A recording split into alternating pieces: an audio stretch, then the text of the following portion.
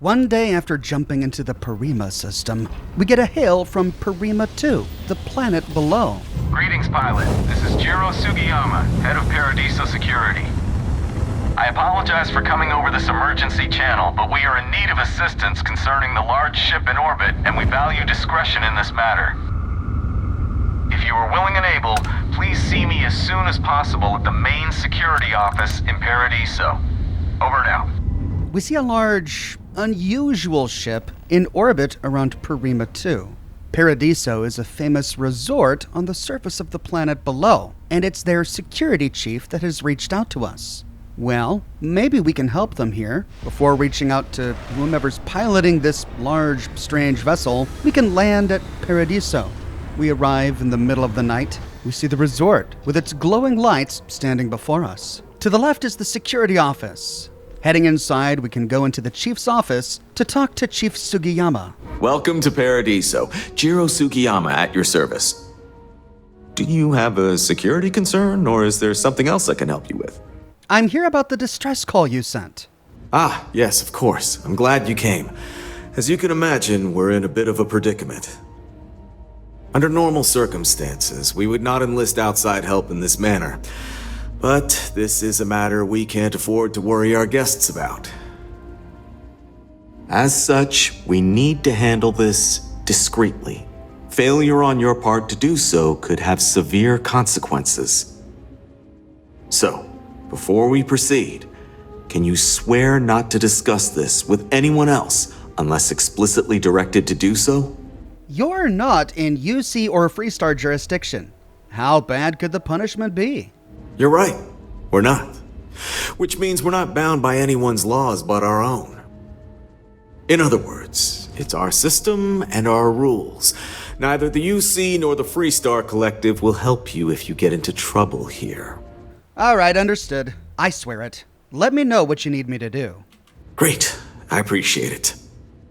Not too long ago, a strange and enormous ship appeared in Parima space. It is now locked in orbit around our planet.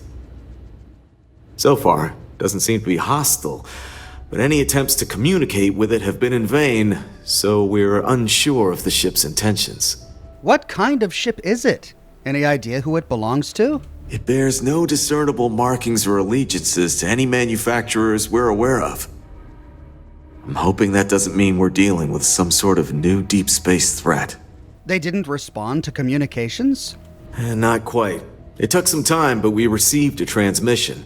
It was all, pardon the phrasing, it sounded almost alien, like nothing anyone's heard before. Clicks, distorted groans, buzzing, really disturbing sounds. Now, one of our engineers says it could just be some busted comm equipment or incompatible signals, but we're not sure. So far, no one's disembarked from the ship, no landing craft, nothing. We don't have the staff or ships to spare, otherwise we'd dock with it and attempt to board. What do you think we are dealing with? Can't say for sure. Looks worn, but not cobbled together like a Crimson Fleet junker. Others have been saying it's some new Varun design, a gigantic battleship with hidden armaments preparing for assault, but that doesn't check out either. There's also been talk about non-human sentient life. The comms data we received might support that, but humanity's spread far and wide and no one's ever encountered anything like that. Still, first contact. Could you imagine? Seems like a delicate situation. Go on. It is. Whatever's going on, we need to approach this with care. First, see if you have more luck communicating with them. If not, you may have to try boarding. Whatever you do, it's important to remember to seek diplomacy with who or whatever's on board. As soon as you have any more information, report to Oliver Campbell. He's the CEO of Paradiso. All formal decisions will need to go through him, and he'll have your pay. Good luck. All right, well, he wants us to tackle this diplomatically. I guess that means we don't go in guns blazing. Heading back to the ship, we can return to orbit around Parima 2, and getting closer to the unidentified ship, we can try to hail it.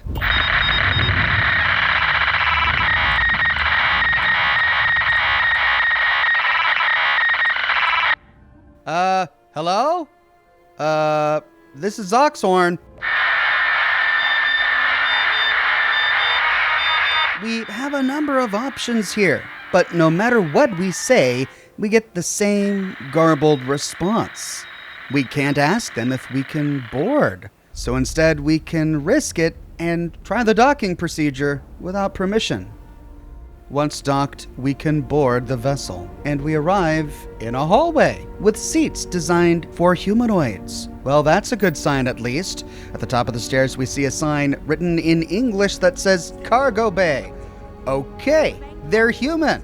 Creeping closer, we begin to hear a conversation on the other side of the door. Stay alert. Weapons at the ready. Remain calm. There's no reason to suspect whatever it is hostile. I agree with the captain. Now is the time for diplomacy. Agreed. But we must be ready for it. Now, eyes and ears sharp. So they're being just as cautious about us as we are about them. They know we're here, but they don't seem to know exactly what we are. Opening the door. You're human. Wait, what are you? Oh, we're human. From the planet Earth in the Sol system. No, can't you see? I'm actually a weird, scary monster with tentacles. Clearly you're not. You're obviously human, but how are you here? We didn't know any others left Earth. We should all focus on catching up with each other. I'd love to know more about your journey, your history, everything. Of course I'm human. I take it you were expecting something else? It's just that we weren't expecting to find life, let alone human life out here. We thought we were the only ones to leave Earth. Human? I didn't know there were other options. Oh, pardon my ignorance.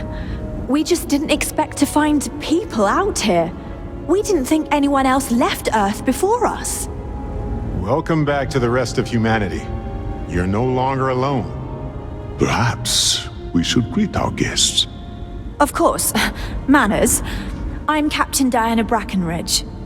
This is Security Officer Bomani Reader. And this is Dr. Mabuti da Costa, one of our elders. A pleasure to meet you. What is this ship? You've come aboard the Earth colony ship, Constant. Generations ago, we set forth from the planet Earth with the mission of colonizing a new habitable world in the spirit of our ancestors nearly a millennium ago. Yeah, look, I'm just here to help the people on the planet down below. I see. Well, perhaps we kill two birds with one stone. You see, we're also in a bit of a bind. Wait, don't tell me. You're gonna ask me for some sort of huge favor. Oh. Hopefully it won't inconvenience you too much, but we're in a bind. See, you're the only one to approach us, and we really need your help. I'm Oxhorn, and I'm here to help. I see. As you may have presumed, we're in a bit of a bind. Our ship has finally completed its near 200-year journey from Earth, only to find our new home seemingly colonized by, well, we don't know. Communications haven't been successful, so your arrival is fortuitous. Perhaps you'd be willing to act as a middle person between ourselves and the others. Incredible! 200 years? How did it take you so long to get here? Ah, your question confirms one of our recent theories. It would seem that some form of faster-than-light travel or space-bending technology was invented during our long journey. That would explain why we would find people this far out into space. I guess technology leapfrogged us at some point. Interesting. I can only imagine that our predecessors didn't believe the technology would ever work, and so they made the decision to leave when they did. How did you survive for 200 years? Well, the short answer is, we didn't. It's a generation ship, which is to say that most of us lived long, happy lives on board and passed our mission down to our children. It was never intended that the original crew would make it to our destination. The goal was always the preservation of the human race above all else. Though, it would seem that was perhaps a bit presumptuous. Your communications didn't work. Why's that? We're not entirely sure. Our engineers believe it's possible that our technology just isn't compatible with theirs. All we hear when using them to communicate with anyone is a bunch of disturbing noise. It gave me the heebie-jeebies at first. So, you know about the people on the surface? We do. Well, sort of. We saw structures using our surveying equipment. We've also seen the various ships pass us by. Some even seemed to want to communicate, but couldn't. Of course, we had no idea that they were being piloted by other humans. Not gonna lie, that's a pretty big ask. I know. But please, hear me out. You came to us, and so far we don't have any other options. Perhaps if you knew a little more about us, it would change your mind. You know, those others are human beings, and they were here first. Of course, we know that now. Human or not, we were still unable to communicate our intentions. As soon as we discovered them, we fully expected negotiations would be necessary. I'd love to know more, but maybe we should get away from this airlock first? Oh yes, of course. Where are my manners? Now then, please follow me. There's much to discuss first. We'll speak more on the matter once we reach the bridge. Dr. DaCosta, you may return to your quarters if you wish. Thank you, Captain. I will follow you to the bridge, ma'am, for security purposes. I do not believe we have need to fear our guest, but I'll allow it if you insist. With that, the captain brings us deeper inside and begins to tell us the history of the Earth colony ship Constant. Welcome to the Earth colony ship Constant. In the early 2100s, my ancestor, Rupert Brackenridge, researched a number of scientific scenarios: climate change, asteroid impact, nuclear war, global pandemic, and more. Each scenario showed the likelihood of an extinction-level event to be within 50 years. He fully believed Earth was destined to be rendered uninhabitable. We've always assumed that's what happened. So, he gathered the best and brightest he could find, built the Constant, and set a course for this planet here. We were told that it was the largest, most advanced ship ever constructed on Earth at the time. If you can believe, entire generations have been born, lived, and died on this ship. It really goes to show that there are no limits to human ingenuity and perseverance. Just because our equipment's old, doesn't mean it won't work to take down troublemakers. Just stay out of trouble. Upon arriving at the bridge, we can again talk to the captain. So, here we are. Let's talk. Now that you're here, I can finally give my crew a chance at a new life. How long have you been captain? I think I'm coming up on 6 years now. I was only a teenager when my father died, passing command of the ship to me, as is tradition. Because of that, I've had to sort of learn as I go along, instead of taking years of study and apprenticeship under the prior captain. I think some people on the ship resent me for not having the level of experience as my predecessors. But at the same time, without my command, we likely wouldn't have made it here so quickly. How's your crew holding up? A bit frazzled, as you can imagine. People are anxious about discovering that we're not alone, and also worried about what will come to pass. While we hope we can work out a deal with the people on the surface, they seem reluctant to reach out, so there's no telling what will come of that. I do know that we can't afford to stay here in orbit forever. The ship was built to sustain us for many years with backup provisions just in case, but even that will come to an end eventually. Is it difficult being captain for a colony ship? Difficult is the wrong word. It can be both challenging at times and also exciting. Our mission was to rebuild humanity on a distant world, believing that we were Earth's last hope. To think that while there has always been a Brackenridge in the captain's chair, that I am the one to finally oversee our journey's end is truly exhilarating. But with this stumbling block in our path, at this final moment, I fear tough choices will need to be made. It sounds like you could use some help with your situation here. Well, as I mentioned, we've been unsuccessful in communications with anyone up until you arrived, though not for lack of trying. But since you're asking, maybe you'd be willing to be a sort of diplomat between us and them as we attempt to resolve our situation. Does that sound agreeable to you? What's wrong with your communications system? We suspect that our equipment is woefully obsolete compared to whatever you all have now. In all honesty, we never expected to need to communicate with anyone, so our comms aren't particularly robust. That limits our options. We even attempted communicating with lights and sounds, something we saw in an old movie, but I don't believe they picked up on it. If anything, it may have inadvertently alarmed them. Depends. What's in it for me? I wish I could say that the satisfaction of helping others in need is sufficient, but I'm not getting that impression from you. I'm sure we can pull together some resources equivalent to whatever currency you use these days. We'll do what we can to make it worthwhile. And until then, you're free to make use of whatever facilities you need on our ship. Sounds like you're just trying to offload all the hard parts to someone else. No, not at all. We simply have no other options. With no working communications and no way to head to the surface, we need outside help negotiating with the settlement we've spotted below. The people in Paradiso want the same.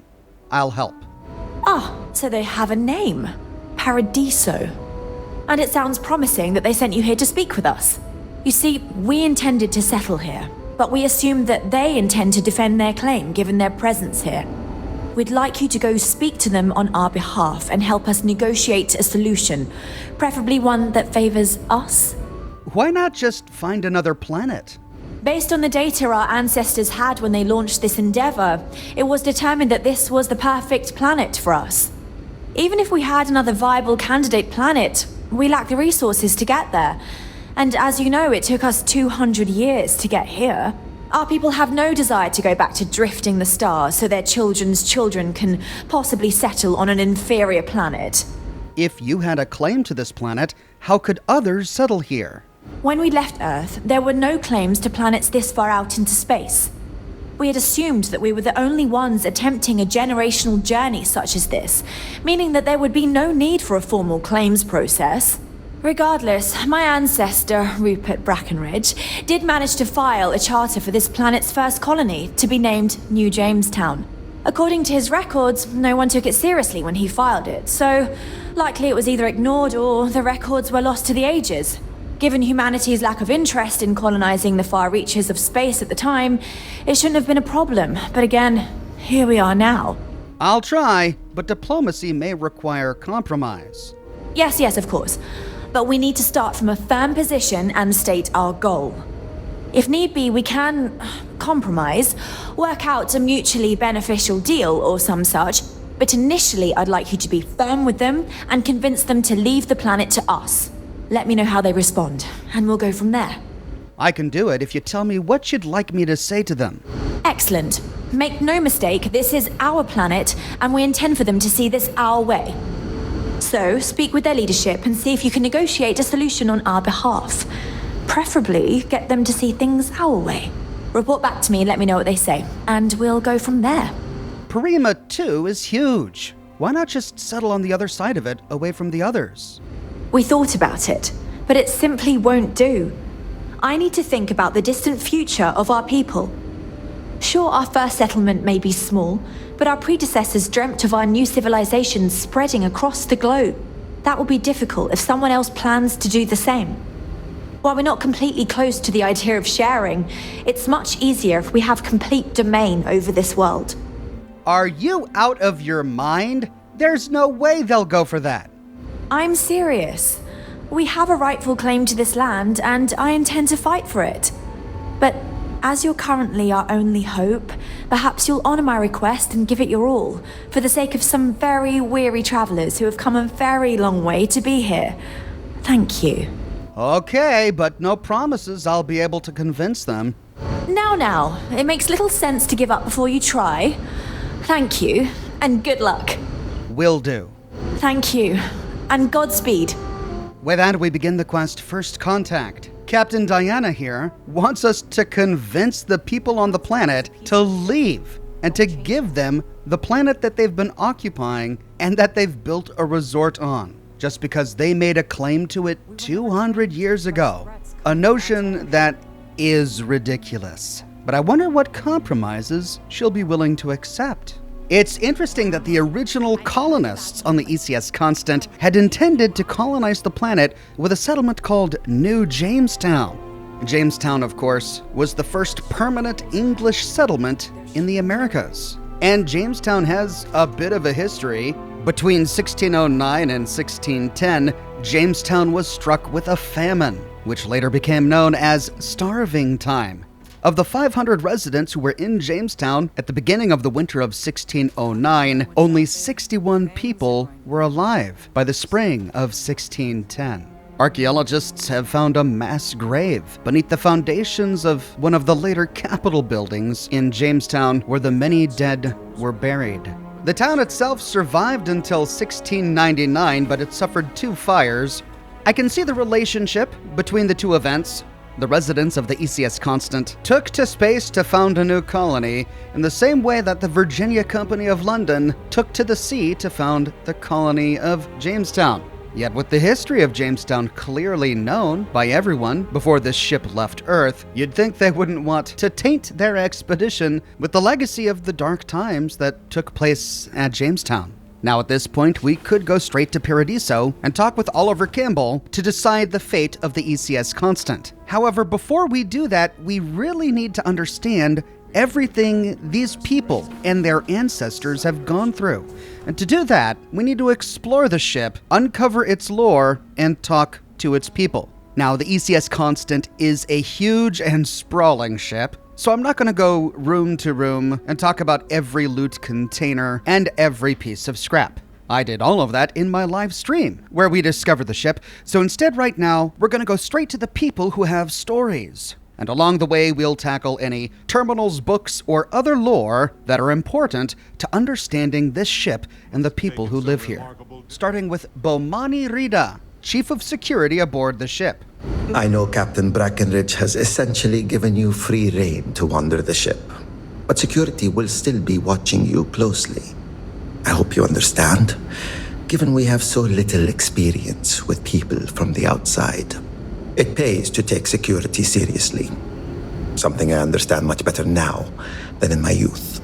The captain was eager to accept our help, but it looks like there are still many people aboard this ship who are a tad distrustful of us, which I suppose is understandable. Also here in the bridge, we find Yu Garcia. I know I'm getting up there in years, but I don't think I'll ever tire of flying. Hey, so it is true. An actual stranger aboard our ship? Wow. You don't get many visitors, I take it. We don't get any. We never expected to meet anyone else traveling the stars. But if you're here, that must mean there are others. Kind of incredible that we never bumped into anyone. Either we took a strange route, or the vastness of space just makes chance encounters unlikely. Maybe some combination of the 2. Either way, I'm so relieved to find out that we're not alone out here. I am Oxhorn. I didn't catch your name. Oh, geez. Sorry, of course you don't know my name. We never met. I'm Yue. Wow, I never thought this would happen. Good to meet you, Yu. I'll let you get back to what you were doing. Sure. Well, unless there's anything else you want to talk about. What do you think, now that you know there are others out there? It's incredible. I'm pretty excited to meet new people and ask them all sorts of questions. I wonder about all we've missed this whole time while humanity has advanced around us. What do you do here on the ship? Oh, I'm the navigation officer, though I switch between nav and piloting. I'll be honest, the ship pretty much flies itself. Its destination hasn't changed since it launched, and we're here now, so I'm not sure what's next. If the ship flies itself, why does it need a navigator? See, the nav system's not perfect. We encounter stuff that our forebears didn't originally count on. Astral bodies, space debris, stuff like that. So sometimes I need to take manual control and get out of tricky situations. Then there was the time I used those unaccounted for anomalies to our advantage. Slingshotted us around a few stars that weren't supposed to be there, saved some fuel and knocked a few decades off our journey. Pretty incredible stuff. So you here is responsible for the Constant coming into orbit over a decade earlier than scheduled. Perhaps this extra time will make the colonists here feel a little bit better about not being able to immediately colonize the surface of Parima 2 just yet. Now there is a captain's terminal here. We'll be coming here to read the contents of this terminal during the course of completing the quest. In the captain's room, we find a unique outfit, the ECS Captain uniform. It grants us a plus 5% persuade chance. It's the same uniform that Captain Diana was wearing during our conversation, but it's set to owned, so we'd have to steal it to get it. In the captain's private office, we see portraits of all of the previous captains that have served the Constant over the past 200 years. Starting with Rupert L. Breckenridge, the first captain of the Constant, then his son Rupert Breckenridge, then his son, Boris Breckenridge, his son Alexander Breckenridge, his daughter Diana Breckenridge, her son Philippe Breckenridge, his daughter Eliza Breckenridge, her daughter Jacinda Breckenridge, her daughter Matilda Breckenridge. Now that's the last portrait we see, which gives us the impression that Matilda was the mother of Diana. However, in our dialogue conversation with her, she told us that her father was the previous captain before he died. I was only a teenager when my father died, passing command of the ship to me, as is tradition. It's possible she saw Matilda as a father, but aside from that, we must conclude that a portrait is missing, or the portraits are out of order, or we've got a bit of a lore inconsistency here. On her desk, we find a unique book, What If I'm Right? An excerpt from Rupert Breckenridge's last autobiography published on Earth before the departure of the ECS Constant. But crisis looms in our future, whether we want to believe it or not. While Earth may not be fragile, it's faced a number of mass extinctions, meteor showers, ice ages, wars, and other global catastrophes. The human race only has one home, and if that home becomes inhospitable, no number of underground bunkers will be enough to survive the tide. Precisely this is why I started the Earth Colony Ship Initiative. It's why I reached out to the best and brightest minds of the 22nd century for their funding and their expertise. If humanity is to not only survive but thrive, we must shoot for the stars. It is my hope that others reading these words will join me in this endeavor and follow my lead. I'm tired of waiting for politicians of the world to agree on a course of action to preserve humanity for all time. This is why it's up to private enterprises, such as my own Bracken Global, to develop our own ventures. Upon its completion, the ECS Constant will be the first ship of its kind, a colony ship built to transport a selection of humanity beyond our solar system, deep into territory unknown, to our new Garden of Eden. My scientists assure me our new home is fundamentally perfect in every way, and I aim to keep it that way. It'll be a world built on renewable energy, a reliable, equitable foundation from which our new society will grow. And from there, new colony ships will be built and sent to new planets to colonize them under the same ideas and values. A brilliant new future for humanity. And though it may take hundreds or thousands of years, I have little doubt that it will lead humanity to brave new frontiers and set a shining example for any other life we may find along the way. The rest of the book meanders about talking of grand designs for future utopias and such. Some of it seems reasonable, but in hindsight, his ambitions seem a bit too lofty. I don't know about that, because from this excerpt, he's describing, essentially, exactly what happened. According to lore that we already know about the Starfield universe, Earth was made inhospitable, and so Earth did have to send out colony ships. Colony ships that didn't land here, but instead founded the city of New Atlantis, and from there, more colony ships left New Atlantis to further colonize the settled systems.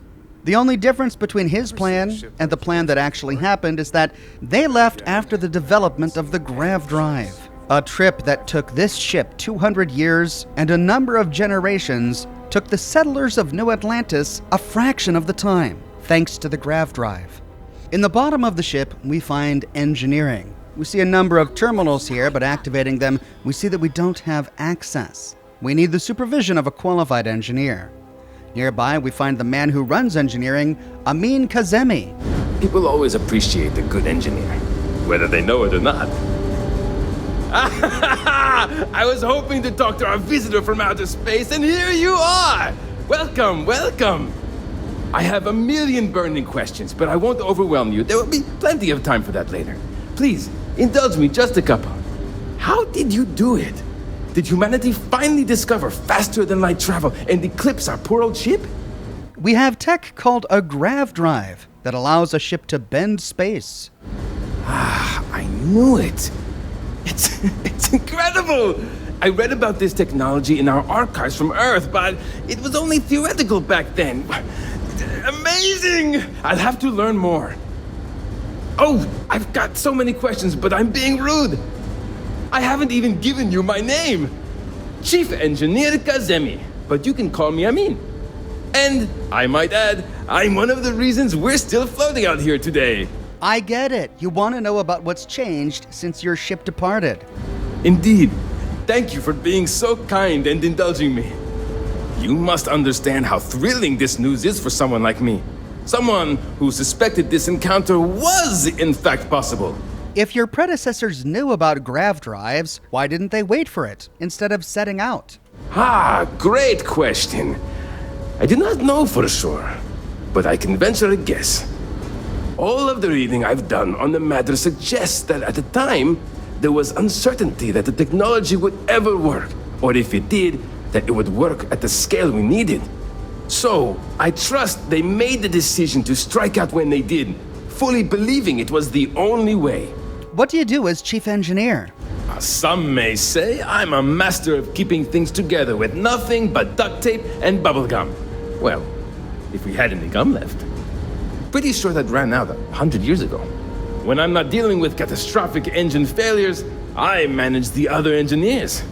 We maintain all the machinery, computers, you name it. We keep the life support on, and the ship flying. With a ship this old, do you have any good heroic engineering stories? Many years ago, when I was a junior engineer, the reactor's computer burned out. The computer that controls the reactor's various regulators. I'll spare you the details, but when that happens, the ship and everyone on it is in danger of turning into a mess of hot slag.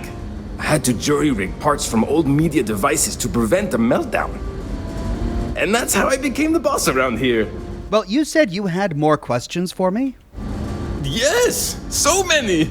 Does everyone have their own spaceships like you? Do people only live on naturally habitable planets, or did they learn to terraform? Are we in contact with alien species? I have so many more, but I don't want to take up all your time. All right, we can answer these one at a time. No sentient life as far as we can tell, but plenty of diverse living creatures. Disappointing, but not unexpected. When you showed up, I tried to tell the others about the Fermi paradox. I suggested that the most likely explanation for you was that humanity had developed faster, more advanced technology and had leapfrogged us. Seems I was right. No terraforming, but there are colonies on inhospitable planets. We just use hab units and suits. I'm not surprised. The amount of energy it would take to terraform an entire planet seems improbable. I can assume these types of colonies are strictly for mining and gathering rare resources, since there are nearly limitless habitable planets to choose from out there. Well, not everyone has ships, but many people do. I knew it! Incredible! Amazing! Simply amazing! In our ancestors' time, only the very wealthy could afford to build ships. Even this ship was only possible by our families pulling together nearly all of their financial resources. That's all the question and answer time I have for now. Thank you for taking the time to talk with me. I can have a bit of a big personality, I'm told. So let me know if I ever get on your nerves. So when they left Earth, grav drive technology was known, but it was still only hypothetical. I wonder how long after they left it became a reality. We find the cafeteria manned by a fellow named Daisuke. We've had to do our fair share of recycling on the Constant. Not exactly a lot of places to get new goods. There.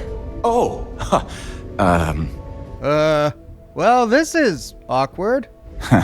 Okay, so I'm not the only one then. That's a relief. I basically never met anyone new, so it caught me off guard. But I did hear we had a visitor. It's perfectly understandable. Right? We've been cooped up together in this ship all our lives. So outside of births, there's literally no way for new people to arrive, you know? Anyway, sorry for freezing up before. I just didn't expect our visitor from the outside to stop by and chat with me. I figured, if anything, you'd be with the captain. I'm Daisuke, the ship's provisions manager. I'm not sure what I can offer you, but if I can help, I will. And if not, I'm happy just to talk. Where do you get supplies if you've never had contact with anyone? We manage. I know back on Earth, there used to be stores all over the place. Some that even specialize in specific types of goods, if you can imagine. But here, this is it. We have very limited supplies. Most of our stuff is recycled. Even the food. In a roundabout way, if you know what I mean. It works out for the most part, because it has to. You'll sense a running theme with that around here. So, is this some sort of shop? Not really. Things don't work that way here. It's not a shop like you hear about in the books and movies, or, where you're probably from. Almost everything is communal or shared in some way, but sometimes people want a little something extra or special for themselves. So when that happens, they come to me. Mostly, I just keep track of the ship's inventory and help ration the supplies so we don't run out. Be seeing you. And that's it for Daisuke here for now. He doesn't work as a vendor, so we can't buy anything from him. In one of the living areas, we find a book, Forever Among the Stars. A book of poetry with contributions written by various people who once lived on board the ECS Constant. Dots. Endless black points of light. Our home becomes smaller, ever smaller, against the vast tapestry of the infinite. A home I will never know grows as we approach. Alexis Shannon Samuels. Same and different. Every night I sleep in the same bed, in the same room, of the same spaceship, in different space, under the light of different stars, ever towards a different homeworld. By David Oritz. Ill-fated. Earth is doomed, but we persist. The future depends on our sacrifice. It's not easy. It never is. We are the ancestors of the new human race, forging forward where others daren't tread. They mocked our perseverance, as they often do.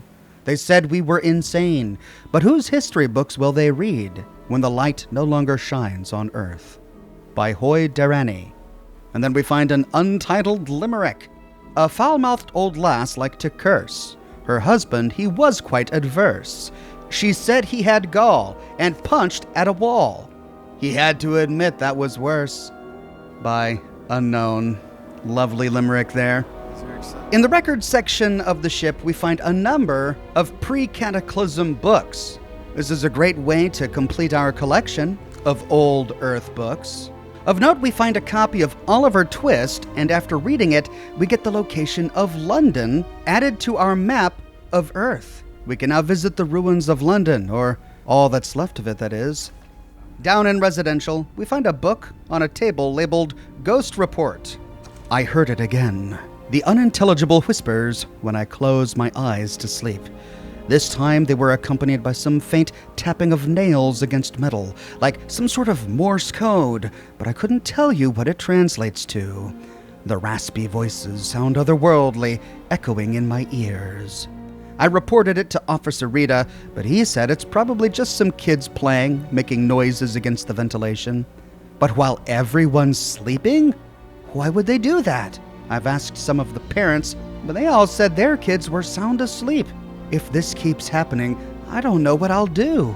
I feel like I'm going out of my mind, and losing another night's sleep is going to take its toll on me. Maybe I need to take a trip to the mausoleum and pay my respects to the dead? It's weird that we keep them on board, right? They could be getting as restless as we are. Oh no, they keep the bodies of the dead on board? We'll have to see if we can find the mausoleum later. Nearby, we find Abe Levitz, sweeping a floor. Hey, Abe? That's me! What can I do for you? Any idea how much longer until we can get down to the surface? Well, it's tricky. We've got top people working on it as we speak. I know you're anxious. We all are, believe me. Oh. I know, not what you wanted to hear, but as soon as I know something, I'll be sure to pass it along. Hang in there! Whew, what a day! I'm looking forward to some time alone with my hubby. Oh, hi! Hello! You're the alien, the person that came from out there, in space, that we weren't expecting at all. Sorry, I'm a little nervous. Can we start this over? It's okay. Let's just move on. Yeah. Calming down. Here we go. Okay. Sorry about that. I'm Abe Levitz. Abe Levitz. I'm the cabin manager here, so if there's anything you need during your stay, I'm happy to accommodate. Thanks. I'll keep you in mind. Please do, even if you just want to schmooze. I don't recognize some of the words you're using. Can you help me out? Oh? Oh, you must mean the Yiddish. It's an old family tradition. The Levitts have been trying to keep it alive for hundreds of years now.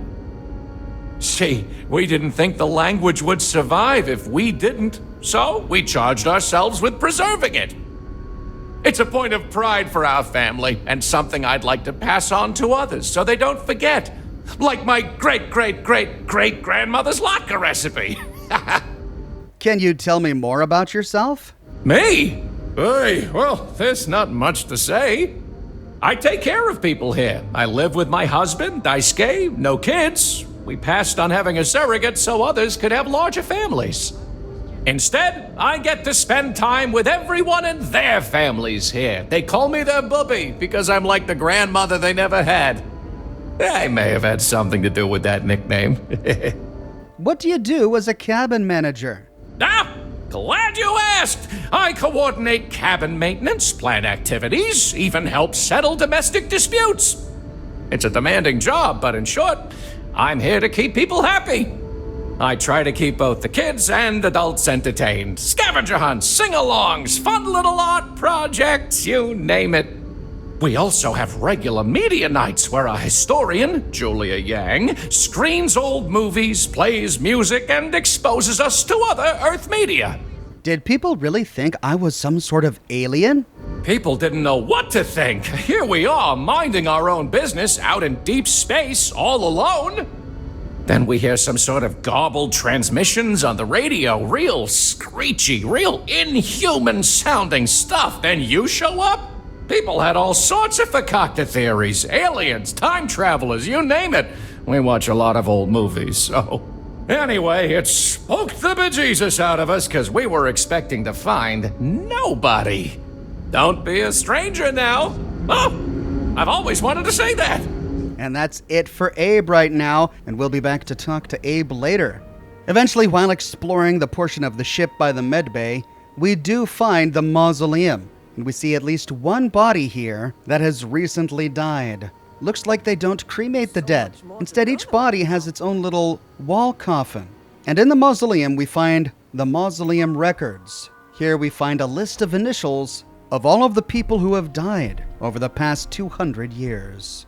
In the medbay, we find the ship's Dr. Lorelei, and from her we get to learn a bit more about how the ship deals with its aging population. Wait. How is it I don't know you? I know everyone on this ship. I'm a visitor from outside the ship. Oh my. Yes, of course. Sorry, I was with a difficult patient when the announcement came through. But now I remember. They sent my husband, Mabuti, to greet you. It's quite fortunate that you arrived when you did, for Mabuti's sake. Hopefully you can help resolve our current predicament. She's talking about Mabuti Costa. He was the ship's psychologist of sorts who greeted us upon entering the vessel. For Mabuti's sake? It didn't seem like anything was wrong with him. There isn't. At least not in the medical sense. Since he was one of the eldest on board, he was ready to volunteer for termination. Thankfully, since you've arrived, that no longer seems necessary. Does that mean what I think it means? It means that he was going to volunteer his own life for the sake of the others on this ship, due to limited spaces and supplies. Like the others, his life would then be honored with special distinction and recorded for history. Rarely we had to make difficult choices when no one would volunteer. But Mabuti, he's too generous to let that happen. Well, hopefully the situation no longer calls for that. I certainly hope so, too. It shouldn't. I hope nobody needs to volunteer for such an honor ever again. That's terrible. But I understand it's necessary for the greater good. I know you think it's not quite right, but thank you for understanding. With luck, it won't come to it, I hope. The solution you have all concocted might be considered voluntary, but is not really, is it? What happens if the population grows too much?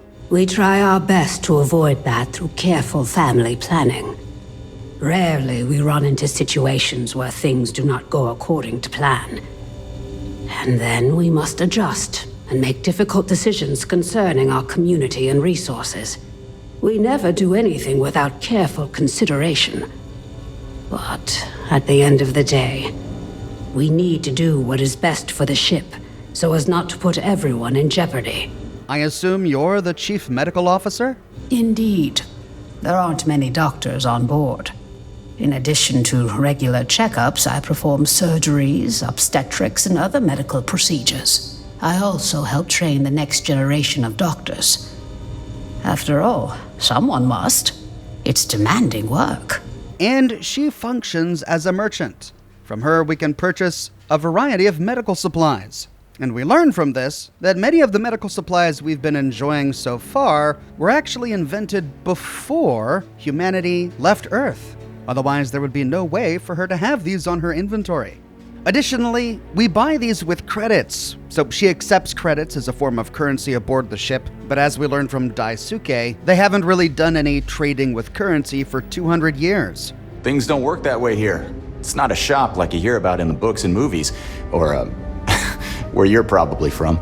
Instead, they've been sharing property and trading when they want something special. But if she accepts credits, and in this case has credits on her inventory that we can barter with, it means that the credits we've been using were used on Earth before the Cataclysm. So despite everything that has changed over the last 200 years, this ship is evidence that a lot hasn't changed as well. Well, we just learned something rather uncomfortable. The people here euthanize their elderly as a way of population control, so they don't outgrow the resources on the ship. That makes us wonder if the body that we found in that body bag died of natural causes or was euthanized to save space. We find Lorelai's husband, Mabudi da Costa, in the crew quarters, close to where we found Abe. Perhaps there will be opportunities for me to see what wonders the universe holds before I am too old. Your arrival has given me hope. What do you do here? I'm a doctor and a counselor. I assist my wife Lorelai in performing minor medical duties, but I also practice psychology and help maintain our crew's mental health. Why were you one of the ones to come greet me when I first arrived? I know it must seem strange to you. I am not a captain, nor am I a security guard. But I was brought along for a very specific reason. The captain trusts me to de-escalate situations. Pardon me saying, but we did not know who you were or what your intents were. So, Captain Breckenridge wanted me to come along as a friendly face and keep the conversation amicable. I am glad that you were peaceful, and my role was as limited as it was. Thank you. What was life like, living on a colony ship for all these years? Life on a colony ship has its ups and downs, as you can probably imagine. I tend to look on the bright side of things, however. To the best of our knowledge, we were on a critical mission, saving the human race from extinction. That notion was always with us, and it instilled a sense of pride and duty. Sure, the living quarters could be considered cramped, and we could go nowhere else. But we also had near endless time with friends and loved ones.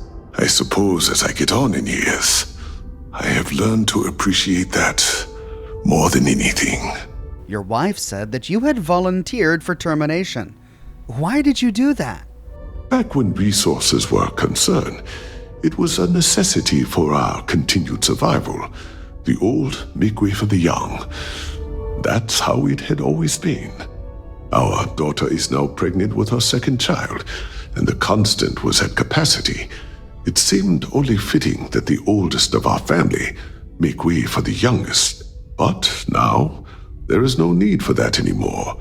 And so, I get to live out the remainder of my days. As you can imagine, Lorelai is much happier now. We have a number of options here, and we can moralize this in a variety of ways.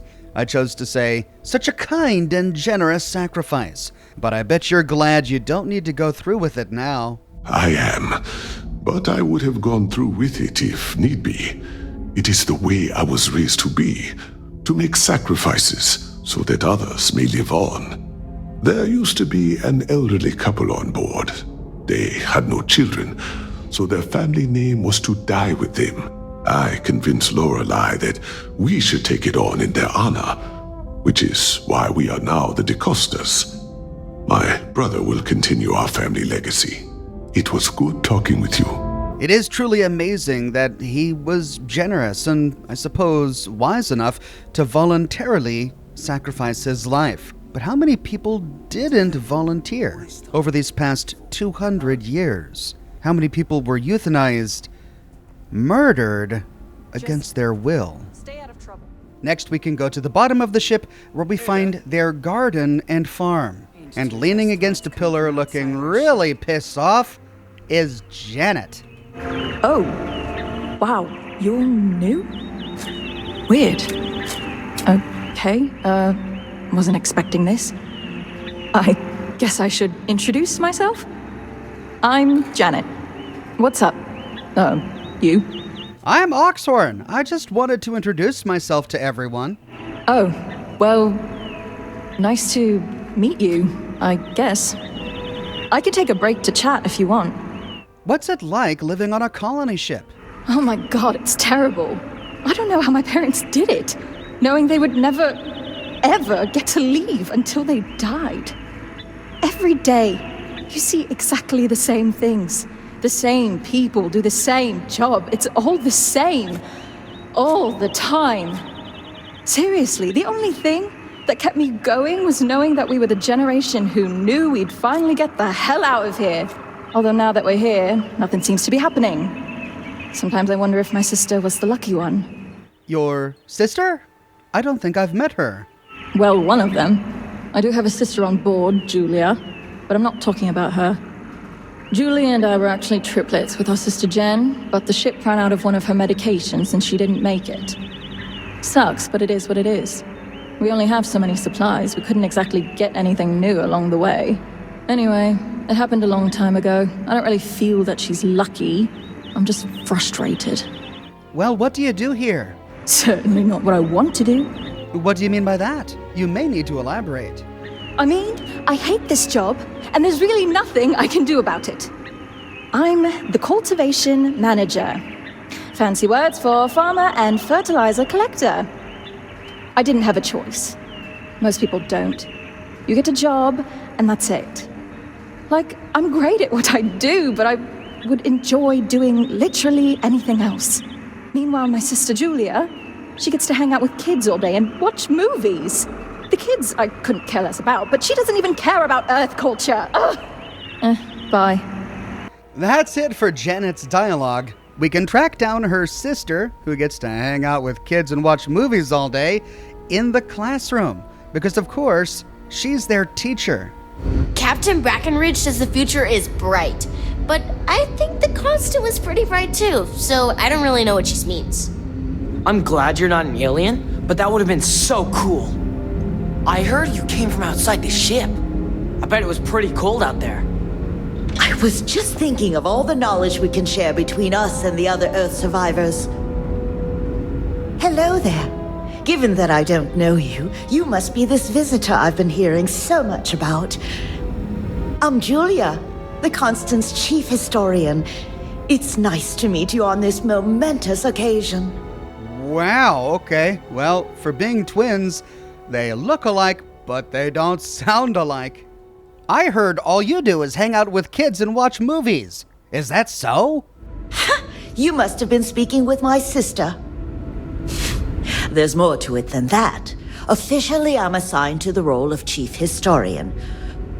Generations ago, it used to be lawkeeper of humanity, but that seemed a bit too lofty. While I don't think my job is as important as captain, engineering officer, or cultivation manager, it's still vital to our mission. My God, this voice is really throwing me off. Do you enjoy what you do? I do.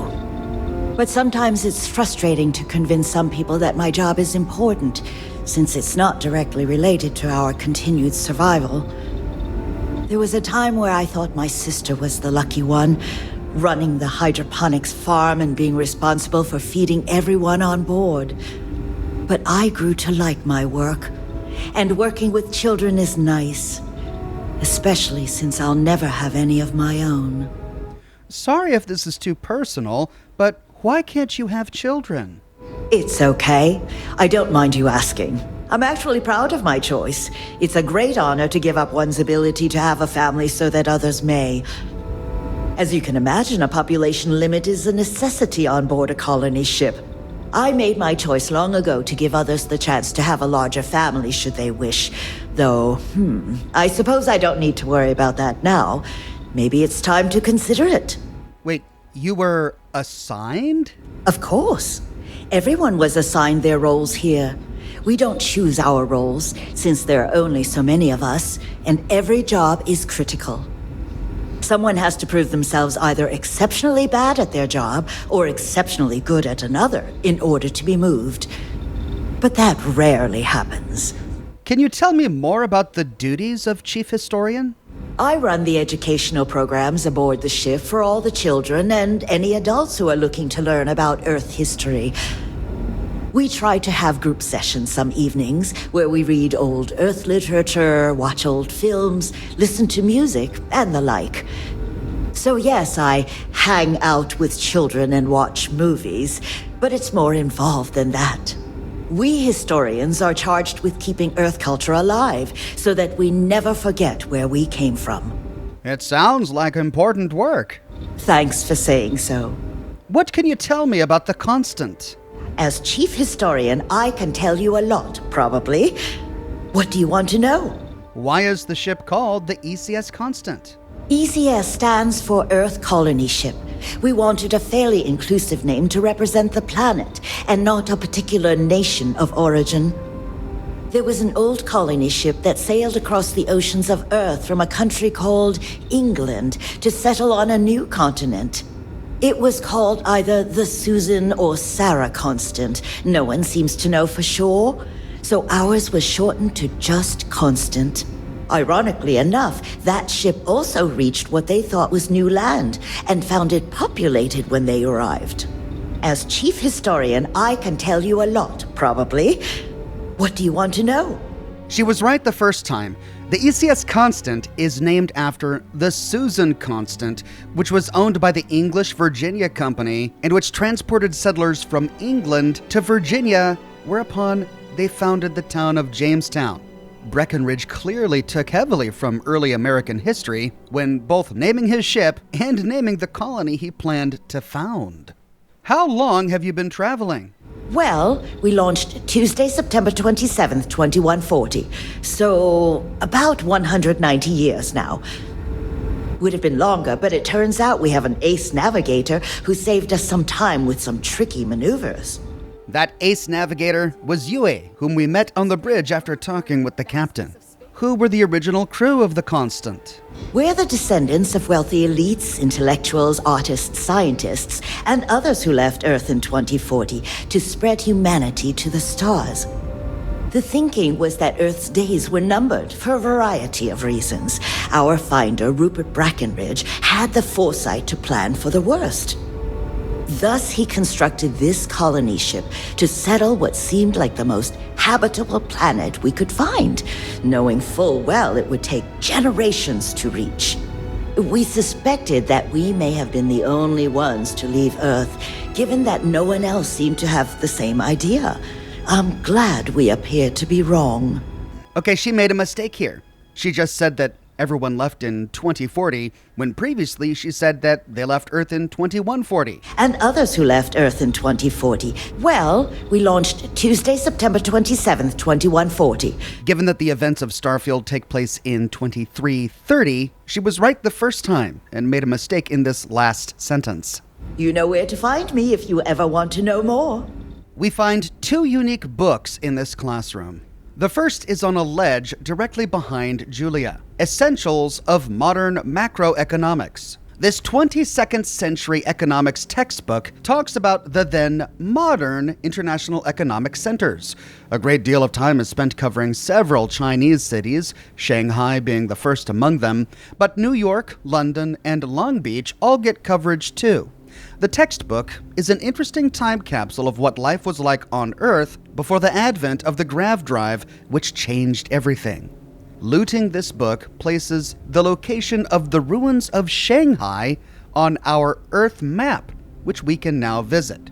Next, we find a journal leaning against a computer, Amala's Journal. A collection of journal entries from Amala Mishra, a young first-generation teenager who lived on board the ECS Constant in the years shortly after it first launched in 2140. March 2nd, 2141. This ship is super boring. I thought space would be fun, but it's not. Most of the other kids on board are younger than me. My school lessons are kind of stupid because the teacher, Mr. DaCosta, focuses on the younger kids and forgets about me and the older kids. I really miss my friends from back home. I wonder if everything's okay on Earth. June 16th, 2141. I've been hanging out with Ezra a lot lately. There aren't many other people my age on board, and Pierre is already interested in Janica, so I figured maybe it'd be a good idea to get to know him. Turns out we have some things in common. We both like retro movies and games. He introduced me to some music I hadn't heard before, like Sasha and the Lowdown Thieves. It got me thinking, though, we'll never hear anything new from bands we like. Ever. Maybe we should start a band? We'd have to learn how to play music, of course. I'll have to see what Ezra thinks. November 11th, 2141. Mom says everyone gets assigned a job here on the Constant. She also said that if I don't start doing my homework instead of practicing music, she's going to recommend me to trash and toilet cleaning duty. She's just mad because they put her in hydroponics instead of medical, because we have too many doctors on board. Then we jump forward a year. April 24th, 2142. Dad had a little freak out. He says he feels like the walls are closing in on him. He got mad and tried to open the airlock, so they had to put him in the brig overnight until he calmed down. I think a lot of people feel the same way, because this isn't the first time something like this has happened. Mom says things will be better for future generations because they won't know any different. But for those of us who remember the outdoors, it's going to be a hard life. Tell me why they thought this was a good idea again? The last entry is from much later in Amala's life. 57 years later, to be exact. August 9th, 2199. Ezra passed in his sleep last night, peacefully. Leela, Gideon, their spouses and little ones, and myself will be holding a small memorial service in the atrium with all our friends before he's cremated and put into the mausoleum. It was only a month ago when I asked him if he had any regrets in life, and he told me that no, spending it with me was all he dreamed it could be and more, wherever we were. While I still wish we had not been trapped on the Constant, I can think of no better person to have spent my life with. I'm thankful for his love and companionship all these years, and will miss him dearly. And with that, we've read all of the lore and talked with all of the people aboard the ECS Constant. We now have everything we need to better understand exactly what this culture is like and what these people went through. On one hand, Rupert Breckenridge was a bit of a visionary. He predicted the ultimate cataclysm of Earth, and in his foresight, successfully saved a pocket of humanity so that the human race would live on, even though ultimately it was futile, because the grav drive was invented not long after, and humanity spread to the stars anyway. But all of these generations of people sacrificed so much to preserve humanity. So many people died here aboard the Constant, wishing they could be anywhere else, but doing so that their children's children's children's children would someday see a sunrise. And yet, on the other hand, in order to get this far, they had to make some very difficult choices. People weren't allowed the job of their choice. They were assigned jobs and forced to do them even if they didn't want to. People who wanted children couldn't have them if child allotments were already full. And in order to maintain resources, elderly people volunteered to be killed, or at times were coerced into sacrificing their lives so that their resources could go to children. All of this information is going to help us decide exactly how to deal with this ship. Is it a society that is worth preserving? Does their society supersede the society of the resort back on the planet's surface? Do we have to choose between the two? Or is there a way that they can coexist together? Well, the only way to find out is to head back to the planet's surface. And upon landing, we find a resort visitor talking with a nearby robot. Hello, and welcome back. Mr. Tofik, I am aware that this is your 8th visit to our resort. Your repeat patronage is much appreciated. Is there any assistance I may offer you today? Actually, a question. Usually when I come here, the shuttle takes a certain route, showing me the beauty of this world. But this time, our entries seem to take longer, and we pass by a lot more open water. Was there something wrong with our normal flight path? I heard the rumors of a ship in orbit. Please allow me to apologize for this inconvenience. This alternate entry was required due to a meteor shower affecting the usual descent route. Nothing to worry about. To make up for this, allow me to credit your account with a 15% discount on spa amenities. Once again, we are dreadfully sorry. It's okay, Viator. I know you're programmed to be overly concerned with your service. I just wanted to know why. But thank you for crediting my account anyway. Hey, I noticed you arriving at port shortly after I did. Something's been bothering me, and I've been dying to ask another guest. They told us there was a very active meteor shower, which is why we had to divert our flight path coming in for our landing. But I haven't seen a single shooting star since I've been here. That's weird, right?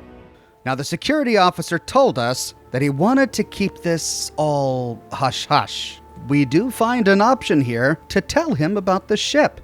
But ultimately, no matter what choice we make here, we don't spill the beans. We could lie and say, I honestly don't know what you're talking about. Did they not divert you too? This just keeps getting stranger. I'll have to ask others. Or maybe I should just forget about it. It's probably nothing, right? Yeah, I'm just stressed out. Some rest and relaxation will help. Sorry for bothering you, friend. We could say, it's probably nothing. I would just relax on your vacation and not worry about it. You're probably right.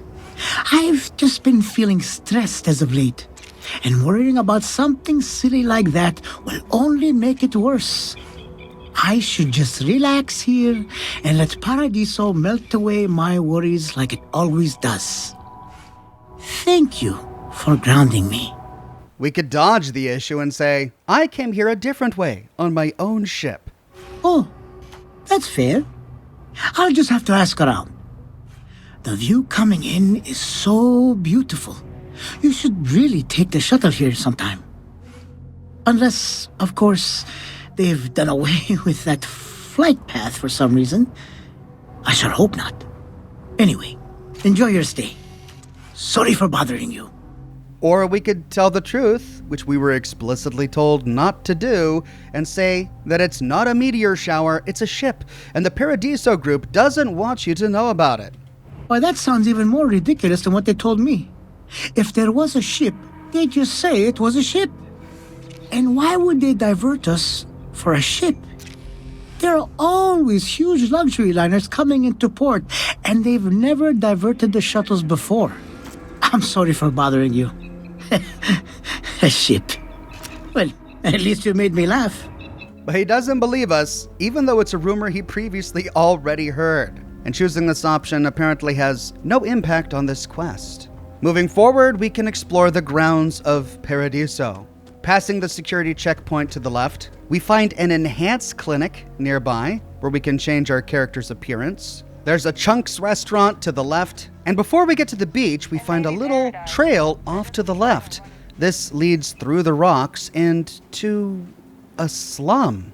We find rickety awnings, a little cafeteria with a merchant we can't talk with, presumably she offers food only to the staff, and a number of hovels here that appear to be built in modified shipping containers. This is the staff slums.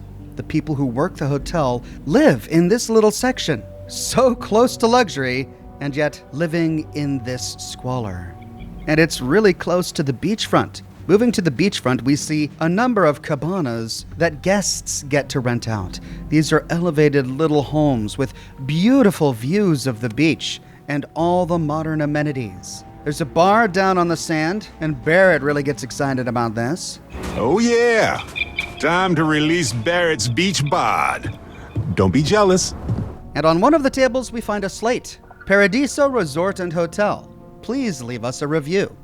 Thank you for staying with us at the Paradiso Resort and Hotel. In an effort to improve our experience for your next visit, please rate your current level of satisfaction with our service in the following categories with a value from 1, not satisfied, to 5, extremely satisfied. And we see that somebody has already filled out this slate. Overall friendliness and hospitality, 4. Cleanliness, 4. Overall value, 2. Room and accommodations, 5. Resort amenities and activities, 3. Any other comments? This is our second time here, and I must say that while the beaches are nice, I wish they were a little more spread out. We stayed in one of the deluxe beachfront cabanas this visit, which was very posh and comfortable, though my husband ordered the 6-prawn delight. We felt it was way overpriced, but we're on vacation and decided to splurge. Unfortunately, he got violently ill afterwards and had to be lifted to the nearest hospital facility off-world. Anyway, I'm kind of enjoying the resort now a little better without him here. It seems much quieter and calmer without his complaining. Also, I was told there would be windsurfing. Why is there no windsurfing?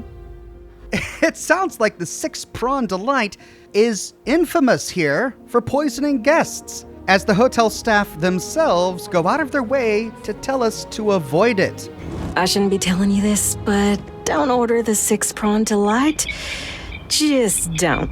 The beach is gorgeous, and we see the guests really enjoying themselves.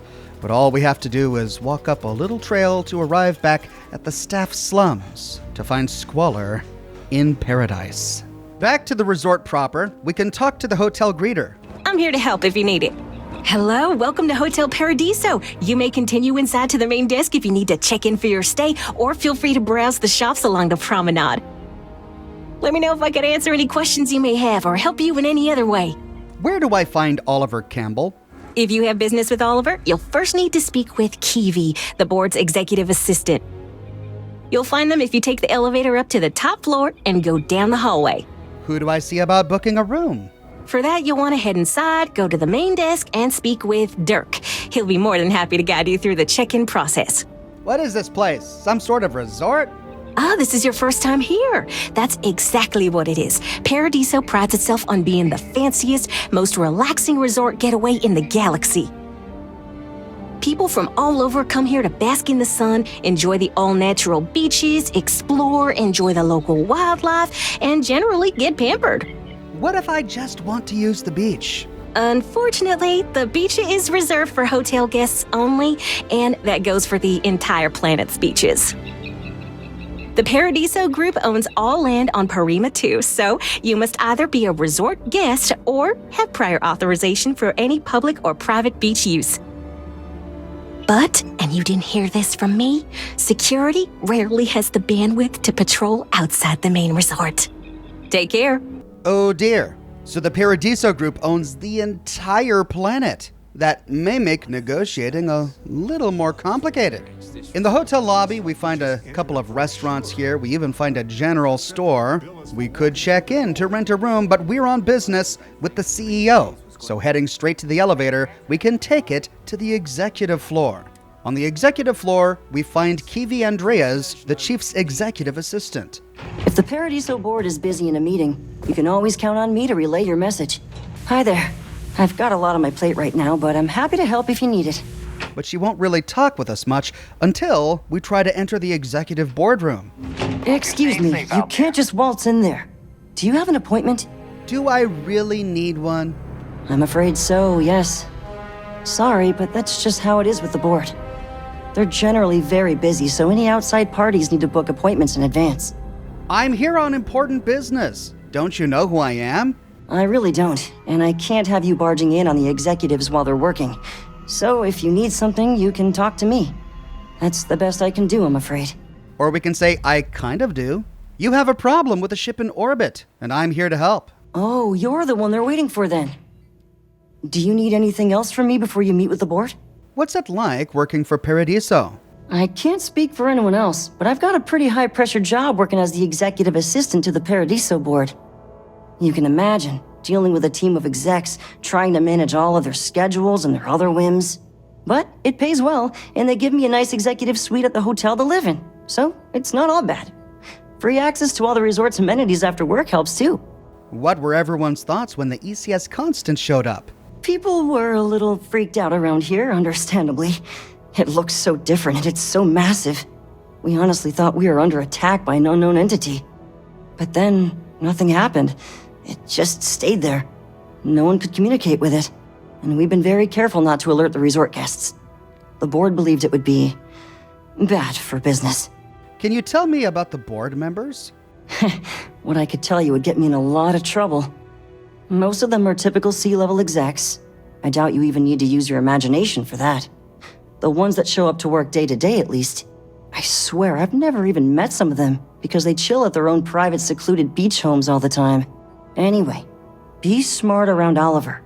He's got a way of getting what he wants without you realizing it. And that's all I'll say. I'm ready to go into the room. Sure. Have fun in the shark tank. And don't worry, even they call it that. With that, we can open the door to the shark tank, and we find the CEO talking with 2 other board members when we arrive. I just feel that we should be focusing on the natural beauty of this planet, not our amenities. There are millions of planets out there. People can go to any one of them. The resort facilities are precisely what we bring to the table. Heck, it's the only thing we've really got to offer. I don't want to risk us coming off as just another artificial, shady, trash-filled dump like Neon. That's not who we are. We've got something special here. We should embrace that. Belom's right. Thank you. We don't want to compete with Neon. Bayou's ruthless. He'll do anything he can to eliminate the competition. We don't need that kind of trouble. That being said, I think there's a middle ground. Maybe build up the beachfront in a boardwalk amusement park. I've had this idea to build artificial hot springs, that sort of thing. Sounds good. I'll look into what that will cost us and we can circle back around to this. When they're done, we can talk with Oliver, the CEO. If it's not important, bring it up with Kiwi. With a name like Paradiso, the marketing for this place writes itself. You're lucky I'm not like the other board members, lazing about the beaches without a care in the universe. You operate this resort outside the settled systems, don't you? Not quite. We just don't answer to the Freestar Collective or the United Colonies. Makes things easier. We don't pay any taxes, we don't need to follow their laws. All the benefits, none of the drawbacks. And no one minds because half the politicians and other big shots love vacationing here. Works for everyone. What can you tell me about Paradiso? We, the Paradiso Group, bought the rights to this planet years ago with the intent of turning it into the biggest and best resort in the universe. To that end, I'd say we've succeeded. As such, no other leisure enterprises may operate on the planet without renting land from us. But as you can see, none can afford such a deal. Are there really only 3 board members? No, of course not. There's several more. We're just the ones who show up day to day. The others spend their time lazing on the beach or gallivanting off-world. Doesn't bother me though. Less cooks in the kitchen means I get to make all the big decisions around here. Seems to be working out for us just fine. I understand you're the man I need to talk to about the strange ship in orbit. I am. And you must be the diplomat Giro told me about. Welcome, welcome. Normally I'd offer you an all-inclusive stay at our resort before we spoke. But given the circumstances, I'm going to cut to the chase. We've got our friends, the aliens, up there, causing all sorts of problems for our resort. You like that? The marketing team came up with it. The thought is, if we can't get rid of them, it might actually attract more tourism. Come see the aliens! We could say sure, whatever. It's brilliant. Sarcasm isn't nearly as powerful a tool as some think it is. Or we could say people are never gonna fall for that. You'd be surprised what people fall for. Locally sourced island fruit essences, for instance. It's just the same old fruits brought over from Earth ages ago, but we get nearly 10 times a market for them. That's despicable. You know it's not true. Despicable? Hardly. Just a backup plan in case we can't get them to leave. But you're right, no one's gonna buy aliens. Remind me to fire the marketing team.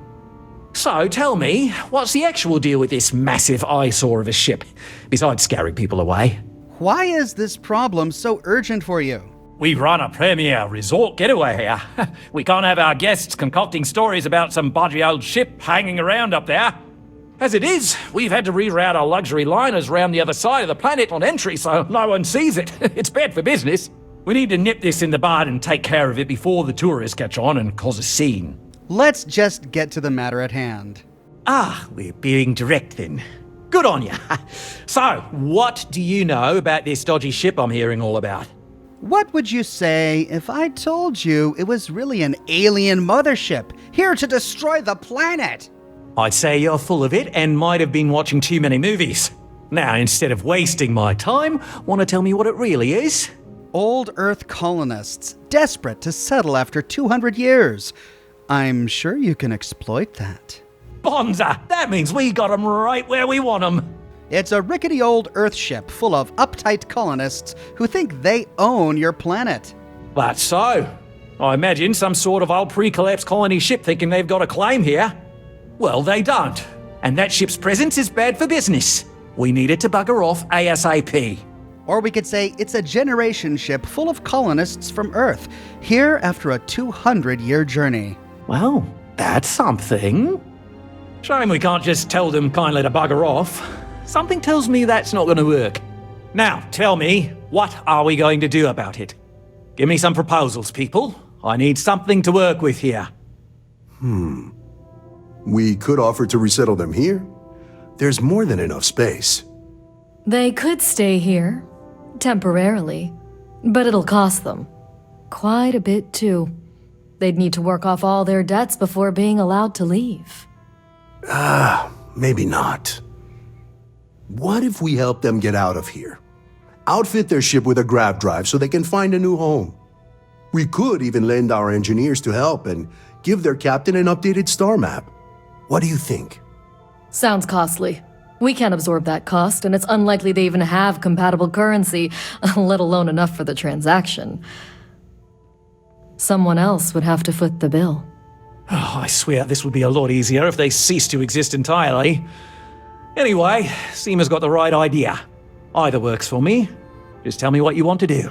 Why can't they just settle on the other side of the planet or something? We own this planet, they don't. Here at Paradiso, we don't like leaving things to chance. Who knows what these people will do with their land?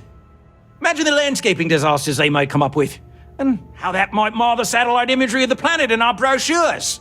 No, much better to assimilate them into our culture if they come here to live, rather than leave it to chance.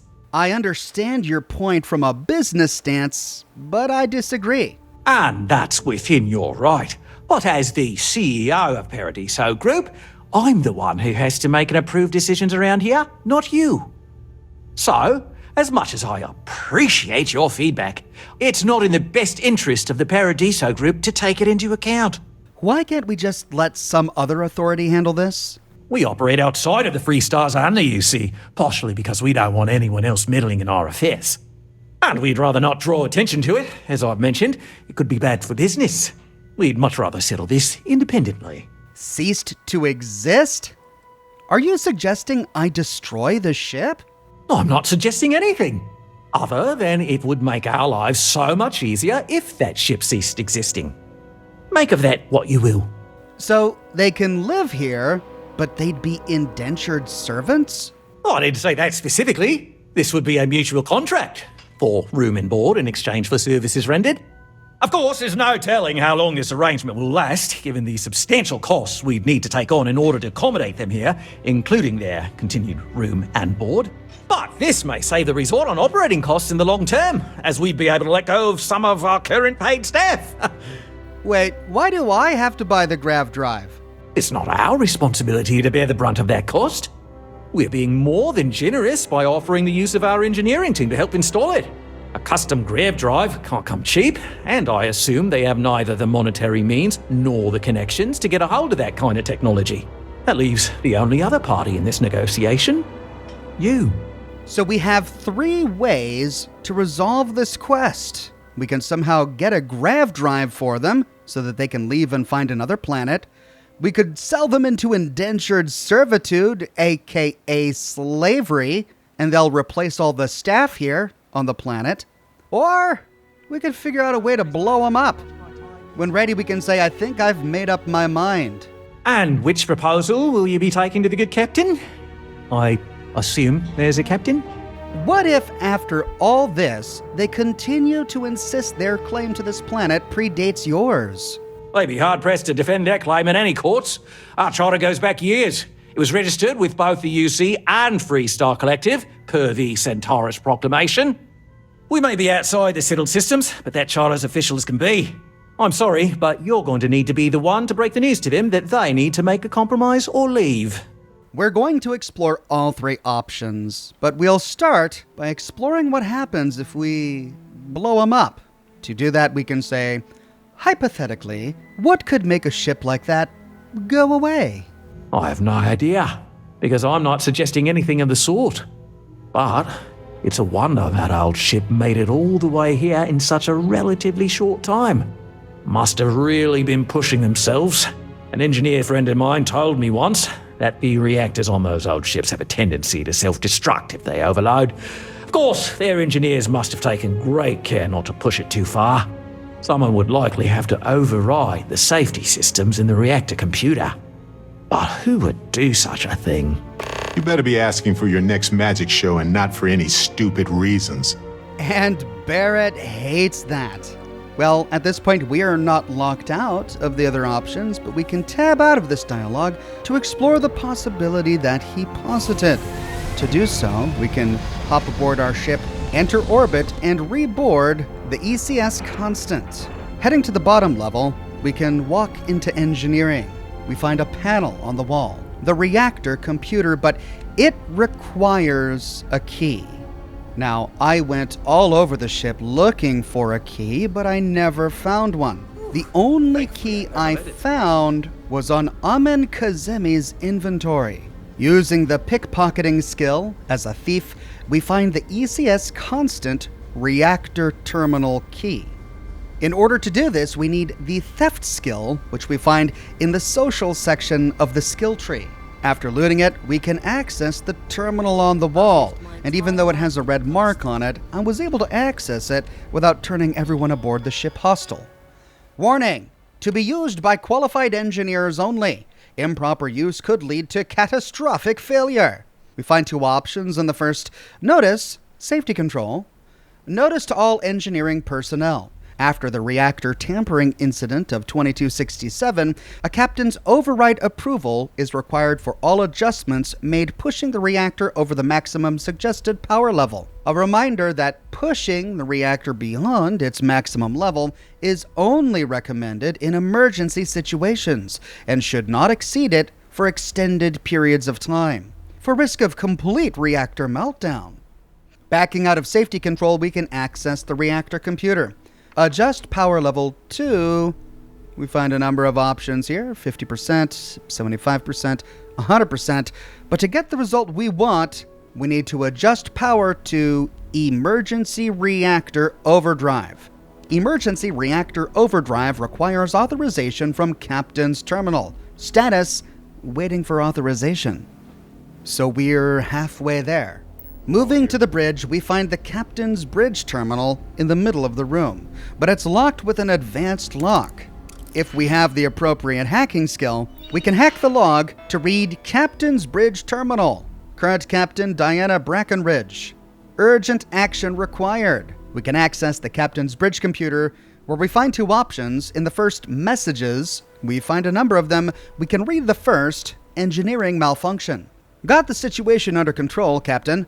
Turns out there was a slight misalignment in Engine Bay 6, causing all that rumbling. We were able to scrounge up some scrap metal and secure it. Luckily, Zuzka was small enough to climb in there to weld it in place, else we would have had to rip up the lavatories to get at it, and I know that wouldn't have sat well with anyone on board. But anyway, job's done, and hey, no more shaking. Amin. In the next one, regarding what to do, I'm out of ideas. The first few ships we saw when we arrived were quick to divert away from us. The one that stopped and seemed to want to communicate with us left after attempts failed. Yui said the signal came through all garbled. It could be whatever language the creatures speak, or it could be an incompatibility with our comm system. Yui isn't sure. Amin has no idea. If we still had the landing craft, we could just venture down ourselves. We even tried something called Morse code that Julia suggested out of an old book. It's basically a message conveyed by flashing our lights on and off at various intervals, but either they aren't able to decode it, or worse, no one's even looking. I could use your counsel. Captain Diana Breckenridge. And she gets a response from Mabuti de Costa. I believe our best course of action is to remain here and keep waiting. Whoever or whatever they are, they're bound to attempt a docking procedure with us at some point. They may be equally worried.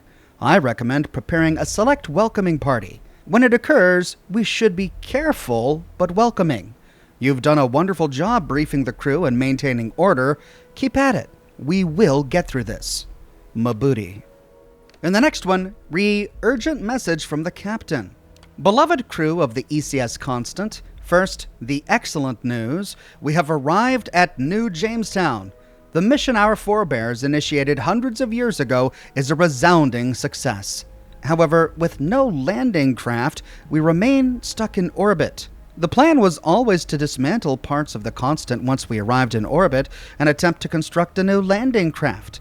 However, we have also learned that the planet appears inhabited. Before we jump to conclusions, we cannot say with certainty this is alien life. So far, efforts to communicate have not succeeded. Our goal is now to attempt to meet with them and arrange transport, rather than risk undue damage to our current home. Then, we can negotiate our rights to the planet. Thank you for remaining calm in these uncertain times. Captain Diana Breckenridge.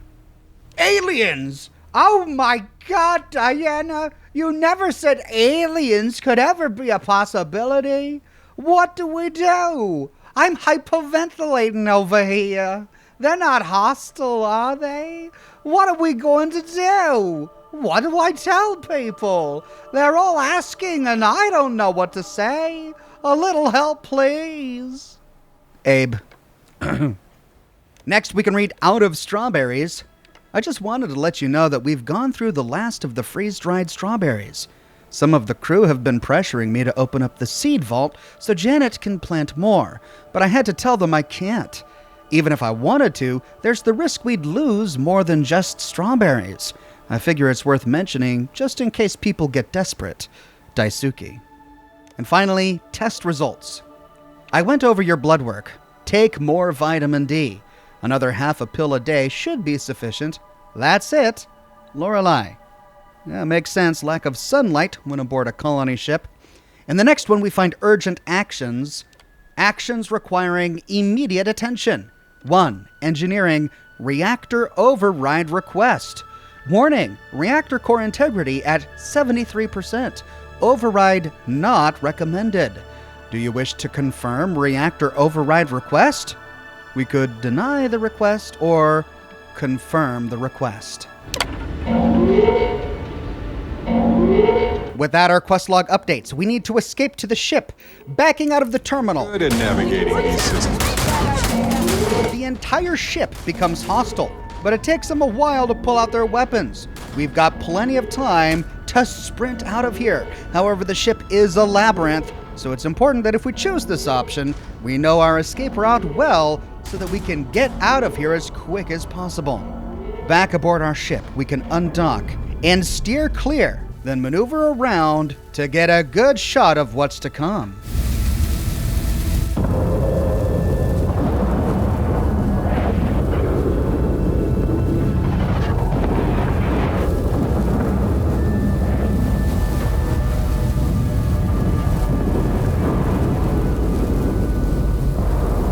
The ship completely vaporizes. We don't even find any floating wreckage that we can explore or loot. All hands lost. If we choose this option, we can land back on the planet, head to the Paradiso, and take the elevator to the executive floor. There, we can check in with Oliver Campbell to let him know that his problem is solved. We'll make some time for you, but keep it quick, yeah? Whoa! Did you see those bloody fireworks way up in the sky? The tourists think we set them off, but I don't know where they came from. Didn't see them. In any case, the colony ship is no longer a problem. It's not? Well, that's bonza! What a relief. Thank you for taking care of the problem. However, you managed it? Yeah, that was the colony ship blowing up. Oh, amazing! I mean, that is quite an unfortunate tragedy. It's best not to dwell on it, though. On the bright side, our issue seems to be solved. We have two options here. We could say, I want double whatever you're offering, or I'll go to the authorities. And tell them what? That you blew up an entire colony ship and killed hundreds of people? No. Even if they listen to you, how do you think that will play out for you? Tell you what, you threaten me, now you get nothing. And there's not a thing you can do about it. Good day. Just doing my part to make sure Paradiso... That was an... Hopeless! I'm out! Not a thing, eh? Or instead we could say, I assume there's some sort of payment for handling your problem? Of course, any sum I give you will be nothing compared to what it would have cost to let the situation linger. I won't even ask how you did it. The important thing is you got the job done. In addition, I'd like to extend to you unlimited use of our resort. Well, there are some limits, of course, but you know how it is. Lawyers, am I right? Anyway, enjoy and have a good eye. With that, we complete the quest, get 6,500 credits, and we gain unlimited use of the resort. Heading down to the lobby, we can check in with the front desk. Another lost belonging notification in the system. When am I going to find the time? Oh dear, a guest. Dreadfully sorry you had to hear my complaint. How unprofessional of me. Hello, welcome to Paradiso. Dirk Huddleston at your service. Do you need assistance checking in for your reservation? I'm Oxhorn. Oliver Campbell said I have free use of the resort. Ah, I see that here in our system. Not sure what you did to get that, but I would be happy to assist you when you're ready to book your stay. Is that something you'd like to do, or is there anything else I can help you with? I need a room. The system shows that we do in fact have a room available. And what is your desired length of stay with us? We can choose between 1 day and 1 week, and we don't have to pay any money. Excellent. We will do our best to make your week-long stay with us as comfortable as possible. Then we can take the elevator all the way up to the deluxe penthouse suite. This entire room, this suite is ours to use. It has all the amenities we could ever want, well, except for crafting stations, you know. But it's got 2 decks with amazing views. One of the decks overlooks the landing. We can see our ship. The other deck overlooks the beach and the lake. I tried exploring many of the shops here at Paradiso to see if our discount extended to them, but it doesn't. We get the same prices at the general store in the lobby, both the restaurants in the lobby, as well as Enhance and Chunks out on the promenade. So our only discount is the free room. Now, to my surprise, when I left the planet and re-entered orbit around it, the ship is still there. Which is weird. You know, we just sort of blew it up. We watched it disintegrate. But I think this is a glitch. In fact, it has to be a glitch. We can't interact with it. We can't hail it. We can't board it. We can't even target it to try to shoot it down. I had also thought that maybe some of the wreckage had landed back on the planet. I did find a ship crash site, but this appears to have just been a randomly generated encounter, for the ship that we find there doesn't resemble the ECS constant. So, in short, choosing this method gets us a free hotel room and a decent amount of credits, if we don't mind being a murderer. Alternatively, we could say, I'll convince them to take the settlement deal. Right. Assuming they agree to the terms, I've got a list of resources you'll need to gather and bring back so we can support the new arrivals. We'll need to improve our lodging and infrastructure, plus account for future projects to support an increased population. Don't care how you procure them, just make sure to bring them here with you before we can consider this a done deal. They survived all of that just to end up in servitude. Better than dying on a broken ship, I know that. But this isn't something to be proud of. Right. On behalf of the Paradiso group, we appreciate your help. And Barrett dislikes it. Oliver gives us a Paradiso resource list. From the Paradiso Group boardroom, thank you for expressing interest in relocating new citizens to our planet. The following resources and the following unit amounts will need to be delivered in full before any infrastructure can be approved or any citizens can be welcomed to the resort city of Paradiso. 40 fiber, 20 sealant, 80 iron, 10 lithium. Signed, Oliver Campbell, Chairman, Paradiso Group Board. With the list in hand, we can head back to the ECS Constant to see what the captain thinks of our solution. If she's not on the bridge, she's often in her cabin, laying in bed, so we can go ahead and wake her up. Now that you're here, I can finally give my crew a chance at a new life. I'm back from the planet below. What's the good word? What if I told you I worked out a deal, but there's a catch? Then I'd need to know what that catch is before I could form an opinion. They're willing to let you settle, but you'd need to work off a debt. That doesn't sound so bad. My crew will need to get used to working for a living anyway. This seems agreeable. Is that all? And she goes for it. All right. Well, I also need to bring them resources for infrastructure to support you. If we had more to spare, we'd assist you with that. I promise you that we appreciate your efforts and we'll find some way to repay your kindness. Thank you. If we choose this option, we have to gather all the resources on our own. Or we can pass a persuade check to say they need more resources in order to take you in. Can you spare any? I'm not sure what we can spare. Are you sure you don't have anything to spare? I'm doing this all for you. Unfortunately, we just don't have any resources to spare.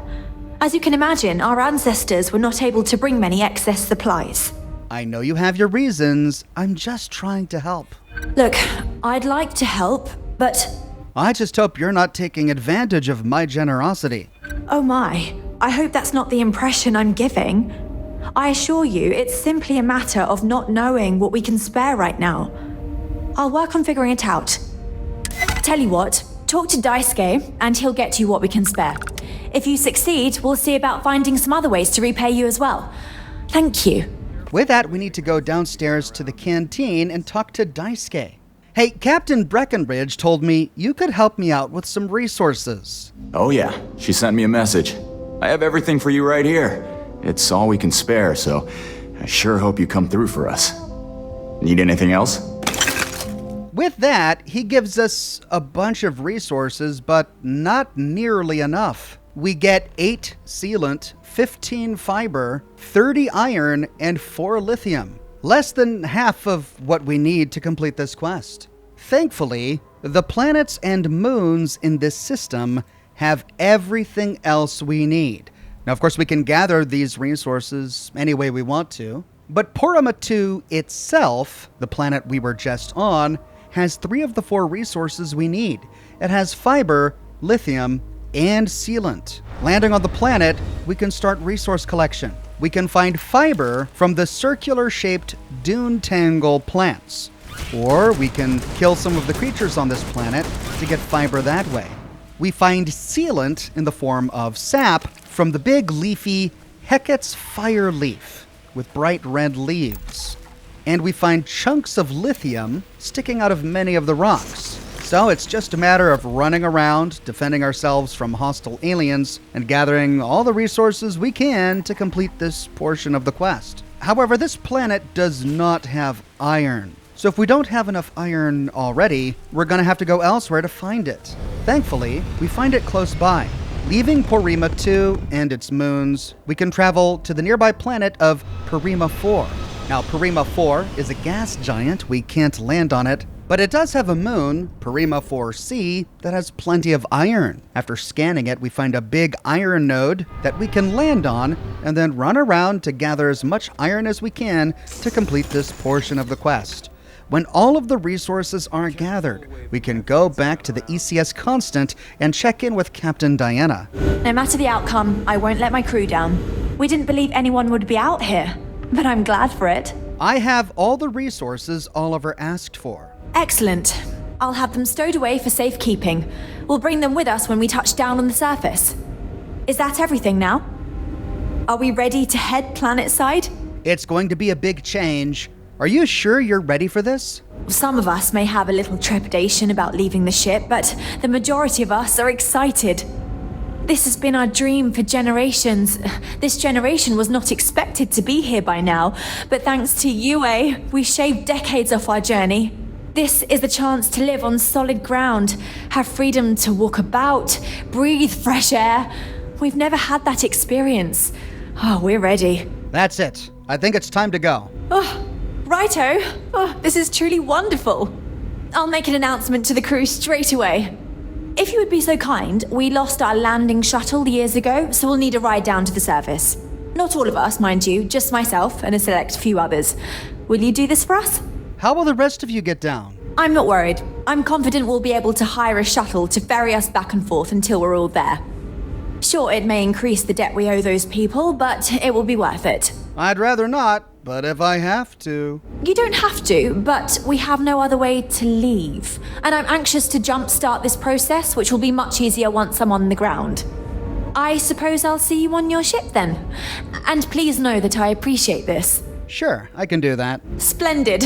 Oh, we'll see you on your ship then. Then heading back to our ship, we find the landing party from the ECS Constant waiting for us aboard. I'm not sure what to make of our new neighbors yet.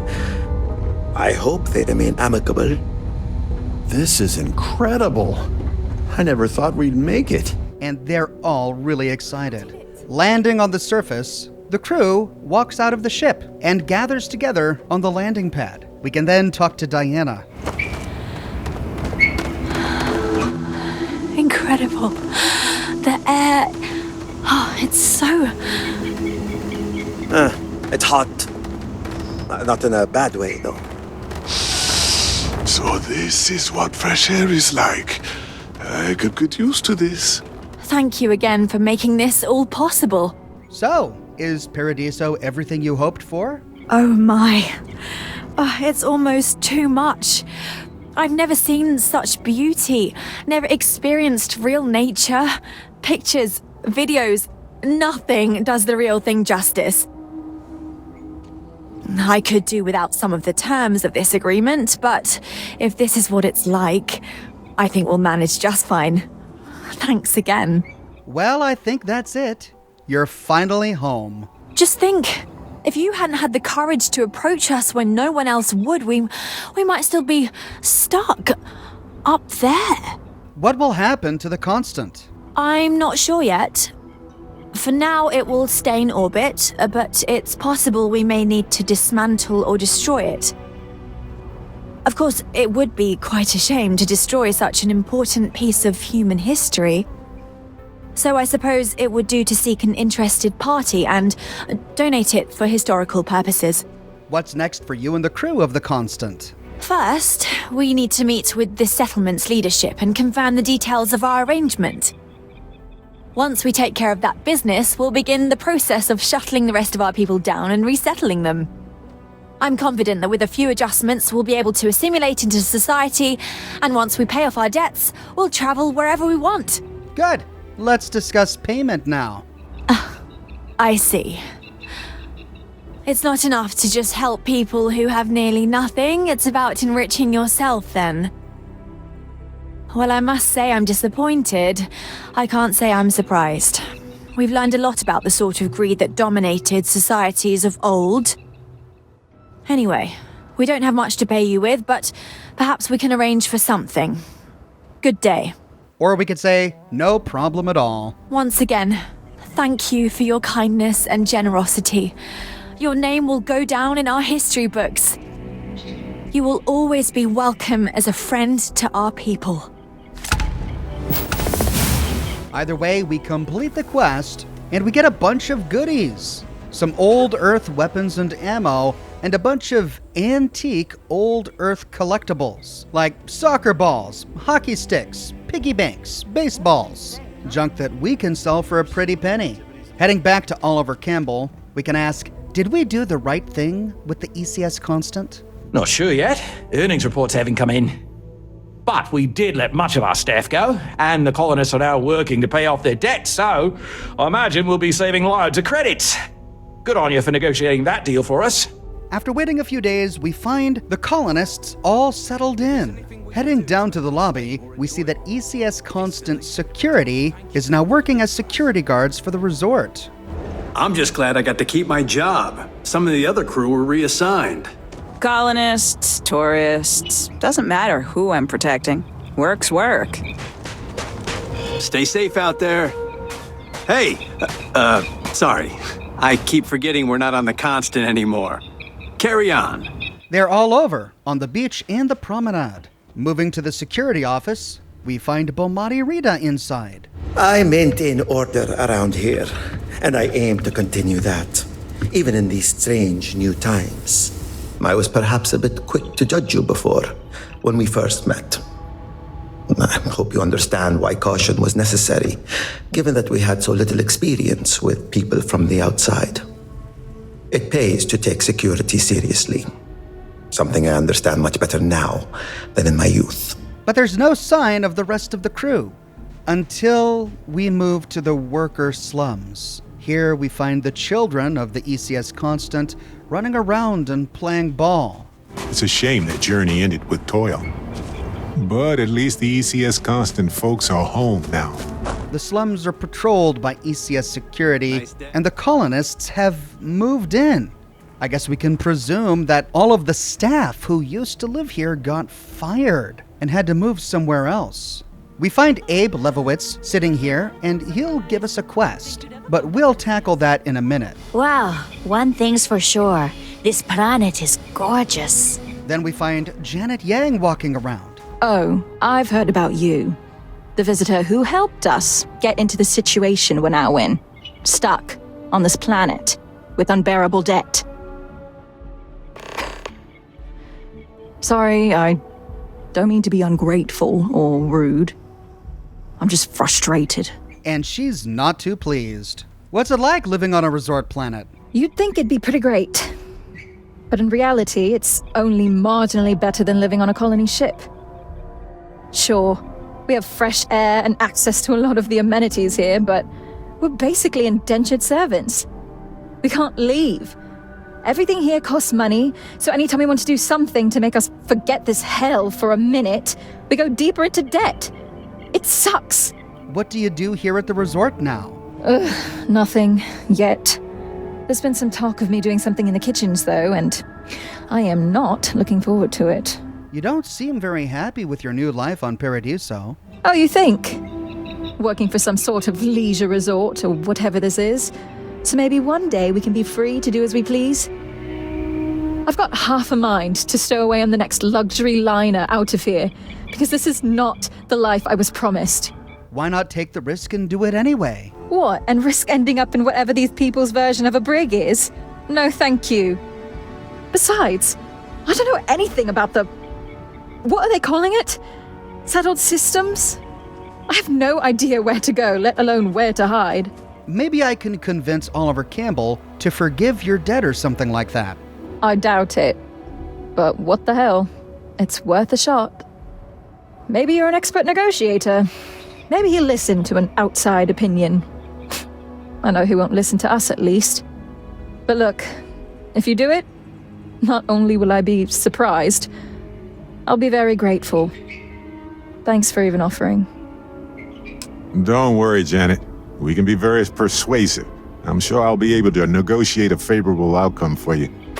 With that, we start the side quest, Debt Forgiveness. I know I should be grateful, but Breckenridge shouldn't have trusted you to know what's best for us. I wish I didn't have to work my way out of debt here, but at least I'm off that damn ship. Continuing to explore, we find a slate on one of the cafeteria desks, Jin's personal journal. It appears to be a personal journal owned by one of the ECS Constant's colonists, but there's only one entry. We haven't been here on this planet for long, and already I'm worried I can't deal with this. Most people, Breckenridge included, seem entirely fine with the deal that we've made with these people. And while the legends were true, this place is paradise, our situation is less than ideal.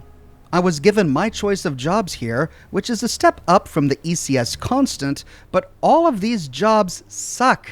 I can be a sanitation technician, which is a fancy way of saying I get to clean toilets all day, or I could be an event coordinator, which means I get to help other people have fun, but never have any myself. Or I could work as a ship services assistant mechanic, where I'm allowed to do light maintenance and wash other people's ships who are allowed to come and go from this planet as they please.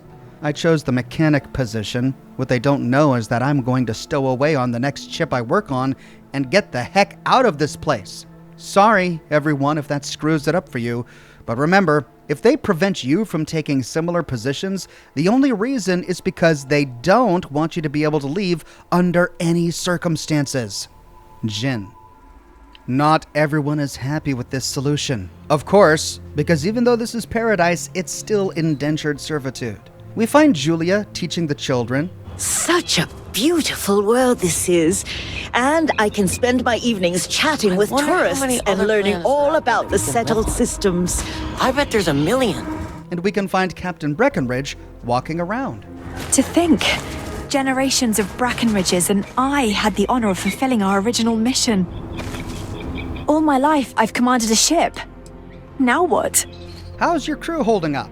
They're adjusting to their new lives. I know it wasn't the perfect solution, but I'm confident it was the right solution. On a positive note, it's good to know that we aren't alone if something were to go wrong. And while our current accommodations may not be great, we didn't have to build everything from scratch and live like ancient humans, so that's nice. So what happens now that you're finally settled? A lot remains to be seen. For now, my people still treat me as the captain, and I help them as needed. But that will only last for so long, as I no longer have authority over them. As for the ship itself, it will likely be hauled away at some point if it hasn't already. I heard rumblings it may be turned into a museum of some sort. Safe travels to you. To help out Janet, we need to go back to the executive suite and talk with Oliver Campbell. I'm here to discuss forgiving Janet Yang's debt. She wants to leave. Interesting. So you're telling me she wants out of a contract she signed, and for what? What do we get out of it? Why is it so important for these people to be indebted to you? Why? Because we let them settle here in the facilities we retrofitted for them. They get room and board, protection, and whatever supplies they need. They also get access to our state-of-the-art facilities and other resort features in the off-season for a very generous discount. Believe it or not, these things come at a considerable cost to us. So all we ask is that they work to repay us, and they can go wherever they want. Now we could, out of the generosity of our hearts, pay 40,000 credits and say, look, I'll just pay off her debt. It's your choice.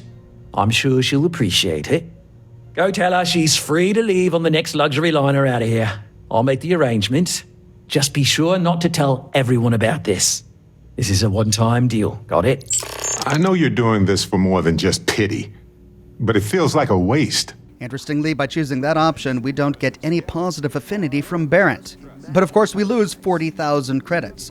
Alternatively, we could try to pass a persuade check to say, forgive the debt and let her go. It's for the best. All right. Convince me. Come on, what's one little exception? It probably won't hurt to let her go on her way. Please? No, I think not. Have a heart. It's not right to keep people working against their will. Well, they did sign contracts, but I see your point. Okay, you make a convincing argument. Well, I'm pretty sure she wouldn't do anything abjectly terrible. Her presence is still a liability. And honestly, what's one less debtor?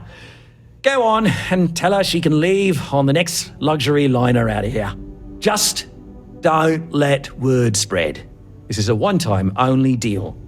This lets everybody move on peacefully and gives everyone some dignity. It's a good deal. so we can free one of them, but we can't free the others. Heading back to Janet. So you really think you can convince that guy to just forgive my debt? We can say, I worked something out with Oliver. You're free to leave on the next luxury liner out of here. What? Really? You got him to forgive my debt? That's incredible. Don't worry about the details, but I promise you, you're free. Well, I guess I won't try asking how, and just accept that it happened. In any case, thank you. What are you going to do next? I'm not sure. After hearing about New Atlantis from some of the resort guests, it sounds like my sort of place. Maybe I'll go there for some fun and excitement. Maybe I can get a real modern job. Who knows? What about your sister? What about her? It's not my fault she's perfectly content here. I tried convincing her, but she said she wanted to stay no matter what. I don't know. Maybe she'll change her mind when she hears about all the fun I'm having. You're welcome. Take care of yourself out there, Janet. You know I will. Maybe our paths will cross again someday. With that, we complete the quest Debt Forgiveness, and she rewards us with more antique Earth goods. But there is still one other way to resolve this problem. Instead of blowing the ship up, or instead of selling them into indentured servitude, we can say, I'll buy the grav drive and convince them to settle elsewhere. Ah, good on you. You want to see a man named Benny St. James over at Hope Tech. He's the best in the business. If anyone can retrofit a 200-year-old ship with a modern grav drive, it'd be him. We'll coordinate our engineering team with his when you return, though you may have to help the Constance engineers prepare for it on their end. Good luck. There are so many hospitable planets out there. More than enough for everybody. And the best part is, nobody has to die or become indebted or anything. An elegant solution. Right. On behalf of the Paradiso group, we appreciate your help. And Barrett likes that. It's the only option he likes. Now, you'd think after agreeing to this option, we should go back to the Constant and talk with the captain to let her know what we've decided. But actually, the quest doesn't send us there. And indeed, if we go there at this point to try to talk to her, we can't mention the agreement that we've made with Oliver Campbell.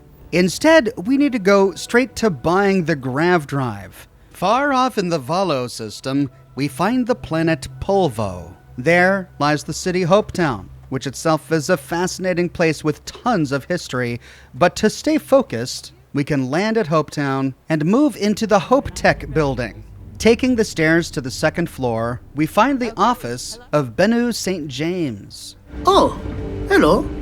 Someone worth paying attention to. Hope Tech needs brave new innovations. We're so much more than space freight. I hear you're an expert with grav drives and other ship parts. I need to ask a favor. Sure, that sounds like me. What can I do for you? I'm a little busy, but I think I could spare some time. Oliver Campbell sent me. I'm here about a grav drive for an old colony ship. Oh, you should have just said that. Of course I can help you. Oliver sent a courier ahead of you. I did some research on ships from that era, and I have a decent idea what we're dealing with. So grav drives didn't really take off until after the ship was built. But I've got access to an ancient grav drive that looks like it could be compatible. With some minor adjustments. It's in good shape, too. Parts not cheap, though. Neither is the labor. Just pay the combined cost of parts and labor, and it's yours. And here we have two options. We could pay 40,000 credits. Or we could pass a persuade check to say 40,000. Maybe we can find a way to lower that price a bit? It's a pretty big ask, given how rare these old grav drives are. You've had that old part for how long? And no one has yet offered to buy it. Perhaps not, but I don't want to just settle for an offer far below its value. This part is incredibly difficult to come by. Do you believe in karma? Helping these people out is bound to come back to you in big ways. I'm not sure about karma, but you're not wrong. It would be generous, and they'd likely show their gratitude in some beneficial way. Tell you what, sounds like this is for a good cause. While I can't give you the pod for free, I won't charge you for the work. And with that, we get a discount. Instead of paying $40,000, we can buy the grav drive for $25,000. That seems very reasonable. We could say, thank you. You're darn right it is. I'll get to work on it right away.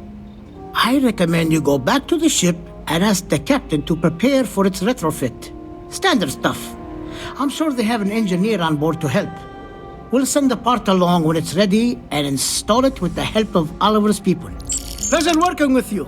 After unloading our pockets, but with a grav drive in hand, we can head back to the ECS Constant. At this point, I again thought that we might have to talk to the captain about what we're doing to her ship. But no, at no point during this solution do we ever talk to the captain. If we try to, she just has the same dialogue that we've already explored. So instead, we go straight to installing the grav drive. And to do that, we need to head to engineering. There we find Amin Kazemi. If the other colonists knew how many times the Constant almost came apart at the seams, whew, thankfully I never let it. I can't tell you how many times I've had to make do with inelegant solutions to complex technical problems. I'm supposed to help you prep the ship for the grav drive. What grav drive?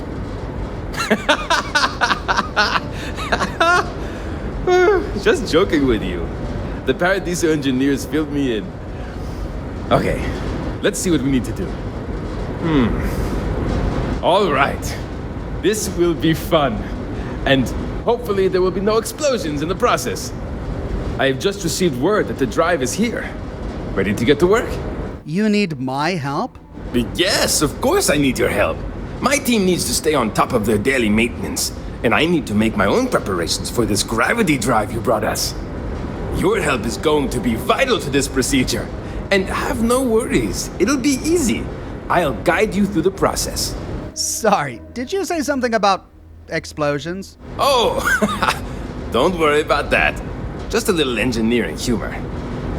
We've kept this ship going with minimal incidents this long. I'm not about to let anything happen to it now. But, to be clear, what we're doing is very dangerous, and we should be prepared for anything. Ready as can be. Great. There are 3 preparations I need you to help me make while I set things up on my end. First thing I need you to do is reroute the power from the port turbo pump to the auxiliary cryogenic radiator. Then, turn the plasma runoff inhibitor function to 5%. Last, you'll need to decouple the magnetic flange pipe enclosures from the auxiliary module assembly. Got it? Let's hop to it! Oh, well, that's quite a list of things to do. This is a lot to remember. We could write it down. It's what I ended up having to do during my live stream, but it's also written for us in the quest log. We have to handle 3 preparations. Reroute power from the port turbo pump to the auxiliary cryogenic radiator, turn the plasma runoff inhibitor to 5%, and decouple the magnetic flange pipe enclosures from the auxiliary module assembly. Okay, easy stuff, yeah. The problem is that we find a number of terminals here. These are the terminals we couldn't access earlier. But now with Amin's permission, we can see what they have, and they have lots of different options. The engineering control computer has like 6 different options, and unless we've written this down, by the time we start reading these, we're already hopelessly lost. So we gotta take this one step at a time. First, we need to turn left and head to the engineering control computer Alpha. Which system would you like to divert power from? Well, based on the instructions we got, we need to divert power from the port turbo pump and reroute it to the auxiliary cryogenic radiator. That completes step 1. Then we need to cross the room and access engineering control computer beta. Which system would we like to adjust? We want to adjust the plasma runoff inhibitor and then adjust power level to 5%. Finally, we go to the terminal in the very middle of the room, engineering control computer gamma. Which system would we like to adjust? We want to adjust the magnetic flange pipe enclosures, perform which action, decouple them. We then need to decouple them from the auxiliary module assembly. And that completes the task.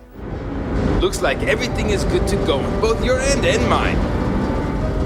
Can you go inform the captain while they're finishing the installation? Thanks. When done, and with Abe's seal of approval, we can at last return to the captain. And even though we haven't really talked with her about this particular solution yet, she seems to be aware of the fact that we're installing a grav drive. We can say the grav drive is installed. You should be all set now. Well, it would appear we have the means to go nearly anywhere now, thanks to you. The engineers even upgraded our communications equipment so we can speak with passing ships. Turns out it was a pretty easy fix. Thank you again for all you've done. Where will you go now? We don't yet know, but we did receive a star map from the Paradiso engineers. I suppose we'll just chart a course for other suitable habitable worlds until we find one that matches the quality of Paradiso, Porima 2 here. Why do you need to find a new home instead of just assimilating into modern society? That's a good question, but I firmly believe that establishing our own home is what our ancestors would want for us. I think that we will assimilate to some degree, particularly when it comes to trade and exchange of ideas. However, we've fared by ourselves for so long, it would be unreasonable for our people to give up our own sovereignty in favor of a completely different society's rules and expectations. It may seem like it's about me maintaining control, but it's more about avoiding massive culture shock.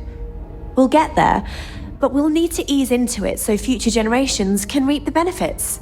How's your crew holding up? Understandably, some are disappointed that we gave up our home, but I think I've managed to convince them that this will be best in the long term. I have no doubt that even if it takes more time, we will manage to find something even better. And it's important to remember we're still way ahead of our original schedule. Everything will be fine. So what now? Where will you go? Goodness, I'm not sure yet.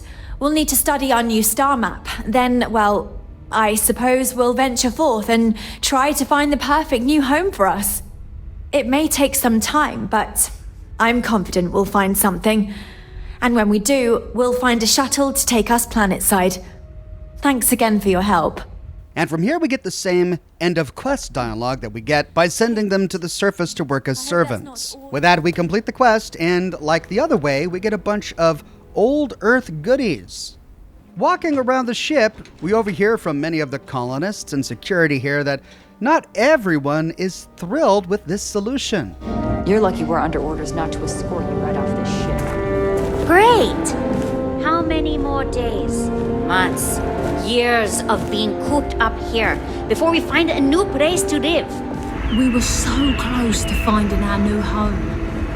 Hopefully it won't be too much longer. But we did our best, and so we can leave. However, after completing the quest, we get a new activity. The location of the ECS constant gets added to our activity log. A while later, we'll check the map to see that the constant has moved.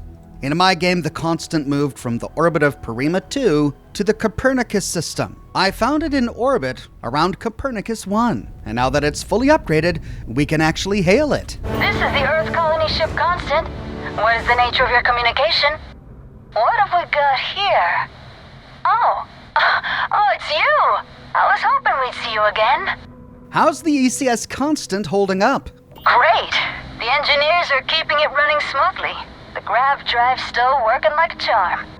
And now that we can contact others out there, we've been able to pick up supplies and perform some much-needed maintenance on the old Constant. So, where are you off to next? It's hard to say at the moment. We're actually sitting here trying to figure that out. We have a few more planets and moons in mind to check out. The captain is convinced at least one of them will be to our liking. It's disappointing that we haven't found something yet, or settled for less, but I get it. We want to make sure our forever home is as good as it can be, and there are no shortages of hospitable worlds. How goes the search for a new home? Not bad, but not great. As you can imagine, we're still searching, unfortunately. We visited some promising worlds, but Captain Breckenridge has shot them down for one reason or another. Some of the reasons have been very good, honestly, like not wanting to live on a planet with lots of volcanic activity or one that constantly smells of sulfur. But I feel like we could have settled for less than absolute perfection by now. Do you need any help with anything? I think we're doing pretty good. Captain Breckenridge hasn't informed me of any pressing concerns, at least. Oh, you know what? I think I heard Janet grumbling about needing help with something. Maybe come aboard and talk to her? Actually, Abe might need some help from someone with the ship. He's been stressing out about it lately, but what else is new? You can always dock with us and go talk to him. Sounds like Janet and Abe need our help, in the same way they needed our help if we chose the option to send them to the surface of Parima 2.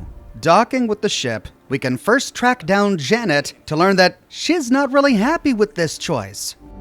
Well, look who it is. The one who helped us out of our situation, leaving us to roam the galaxy forever. Sorry, I don't mean to be ungrateful or rude. I know it's not your fault. You were just trying to help. It's me. I'm just frustrated. You don't seem very happy with your life on the ECS Constant. Is it that obvious? Breckenridge is intent on finding a home just as perfect as Paradiso, and it's clear that's never going to happen. I'd love to leave. But outside of you and the occasional passing trade ships we make contact with, there aren't any ways off this ship. And besides, Breckenridge forbids it. I've tried. She insists we stay together for the sake of the community. I'm stuck here. I wonder if I could convince Captain Breckenridge to let you leave. It's a long shot. You've dealt with her. You know she can be stubborn. But then again, you did make her see reason before and set us on this path. Maybe you can do it again and fix this mess. Sorry, I know it may not sound like it, but I'd actually be really grateful to you if you succeed. The captain seems like a reasonable person. I'm sure we can get her to see eye to eye and convince her to let you go. Then, similar to the last solution, we this time need to convince the captain to let Janet go. That planet was not right for us anyway. No doubt the next one will be. Janet wants to leave. I told her I'd talk to you about it. I'm well aware of Janet's desire to leave. I'll tell you the same thing I told her. For the sake of our mission and community, we need to stay together. Each member of our community is valuable, especially Janet. If she left, we'd be at least a couple of weeks behind in food production while we trained someone to fill her role. But I suppose if you brought us more food staples to tide us over while that happens, we could do it. Say, a large quantity of potatoes? Is it really so important that she stay here? Yes. Losing her would mean one less person to help out, and we're strained as it is. We're all in this together, have been since the very start. If she goes, then who else will want to go? We need to preserve our culture for the sake of our mission, and it's hard to do that if everyone leaves. Now we could give her 50 potatoes and say this should ensure you have adequate food while you train someone else. But I didn't have 50 potatoes, and I really didn't want to go find 50 potatoes. So instead we can try to pass a persuade check to say, I think you should just consider letting her go. I'll be the judge of that. Janet's really not happy. You don't want her disposition to jeopardize your mission. I suppose not. It would be bad for all of us if she slipped into depression. There must be some way we both win here. Maybe so. I'm sure we can work something out. Yeah, I hope so. You know, I really think I left the oven on 2 star systems over. You think relative time means my house has burned down by now? Okay, that's pretty good. Again, I'm sure we can work something out. I'm glad you understand the position I'm in here.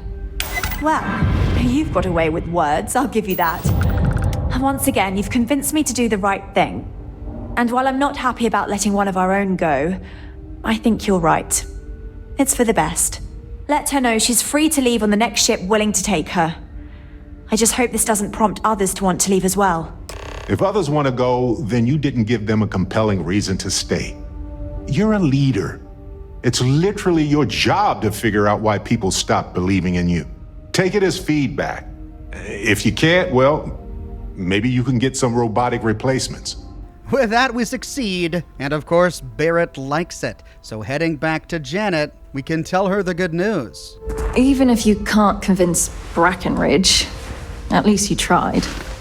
That's more than I can say for anyone else. I spoke with Diana. She'll let you go on the next ship willing to take you. Wait, for real? How? I thought I was going to have to escape on my own somehow, but if she's given me her blessing, that's even better. I made a compelling case for you, and she agreed. If I'm being honest, I should have known you can do it. After all, you're the reason we're still out here. I heard about what you did for us, getting that grav drive or whatever. I was kind of hoping you'd overhear me and offer to help earlier. I probably should have just asked you, but I guess I'm not good at asking for help. Anyway, thanks for helping me. I know you didn't need to. What about your sister? Julia? Oh, she'll be fine. She loves this stupid ship. I've tried talking her into coming with me, but she won't budge. Like almost everyone else, she believes in the original mission. Whatever. I'm sure I'll hear news of the Constant's whereabouts. Maybe I'll even come back to visit. She's my sister, after all. What are you going to do next? No idea. One of the techs who helped retrofit the grav drive onto the Constant mentioned a place called New Atlantis. Maybe I'll check it out. It sounded interesting. Anyway, seems like a good place to start, especially if I want to find a job that isn't farming. No problem. I wish you good luck wherever you find yourself. Thanks again. I'm going to need it. It's a whole new world out there. I hope we meet again someday. And just like last time, she gives us a bunch of old Earth goodies. Surprisingly, even though we're here now with a ship that has room, we can't offer to take her to New Atlantis. Apparently she just figures out her own way there, somehow. At any rate, one day while walking around New Atlantis, we get stopped by a familiar face. Hey, it's you! Fancy seeing you. I was hoping to run into you eventually. I've got something for you. Oh, I can't imagine what. I'll give you 3 guesses. A sack of potatoes. Yep, it's a sack of potatoes. You know, because potatoes are my favorite thing in the universe and I just couldn't stay away from them. No, dummy. It's some credits I earned to pay you back. It's not much compared to what you did for me, but I hope it helps. Here. Oh wait, I thought I had 3 guesses. Oh, I guess only 1. Well, thank you, Janet. What are you doing for work now? Oh, I'm just working the front desk at a local accounting practice. It's not glamorous, but it pays the bills while I take classes. I haven't decided whether I want to pursue a history degree or get into film studies. I've always been interested in Earth culture, so one of those seems appropriate. Well, thank you so much. Oh, no problem. I wanted to keep my word. Anyway, I was hoping you could do one last favor for me. Since you have a ship, would you be able to deliver a letter to my sister Julia for me? I'm not even sure where they are right now, but I'll find them and get it to her. Oh, good point. Well, if you do come across them in your travels, please give this to Julia. It would mean a lot to me. Let me just add a few more details to my letter. And... okay, there. Thanks again. Take care.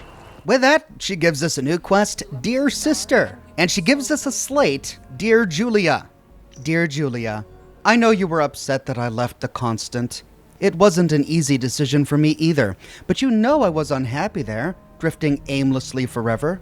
I hope you understand why I had to go, just as I understand why you had to stay. Things are going very well for me here in New Atlantis. I have a job, working the front desk at a small accounting business while I take classes.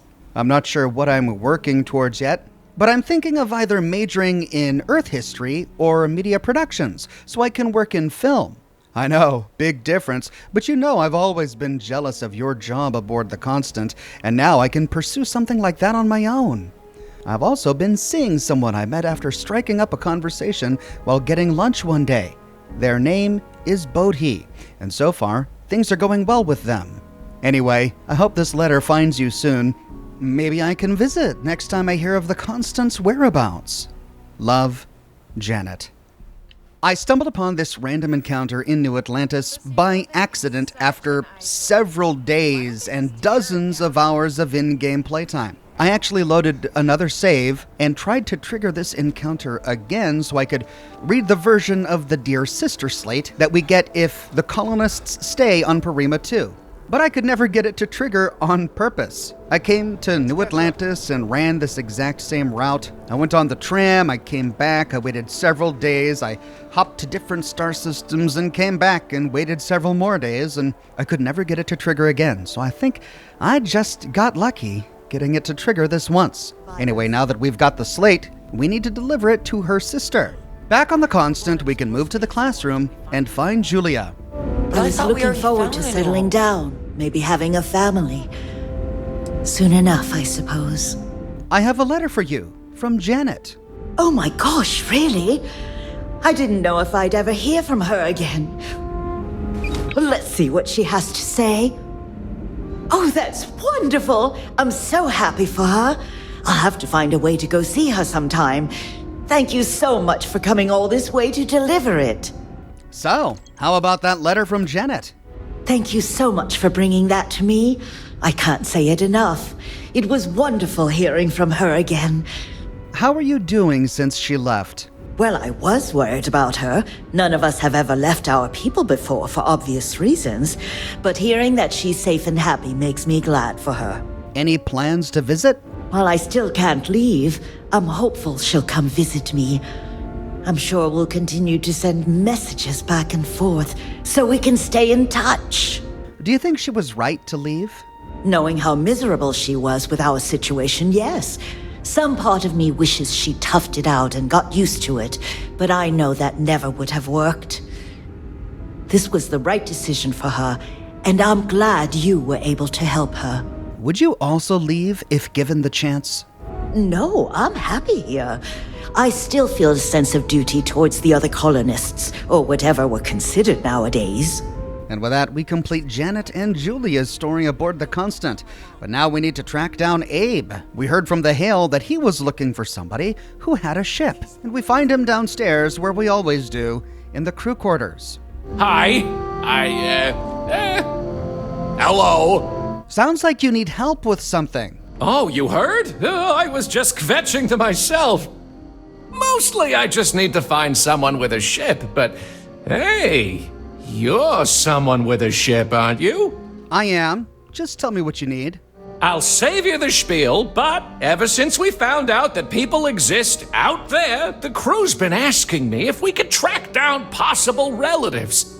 I made the mistake of looking some up, and now they want to connect with them.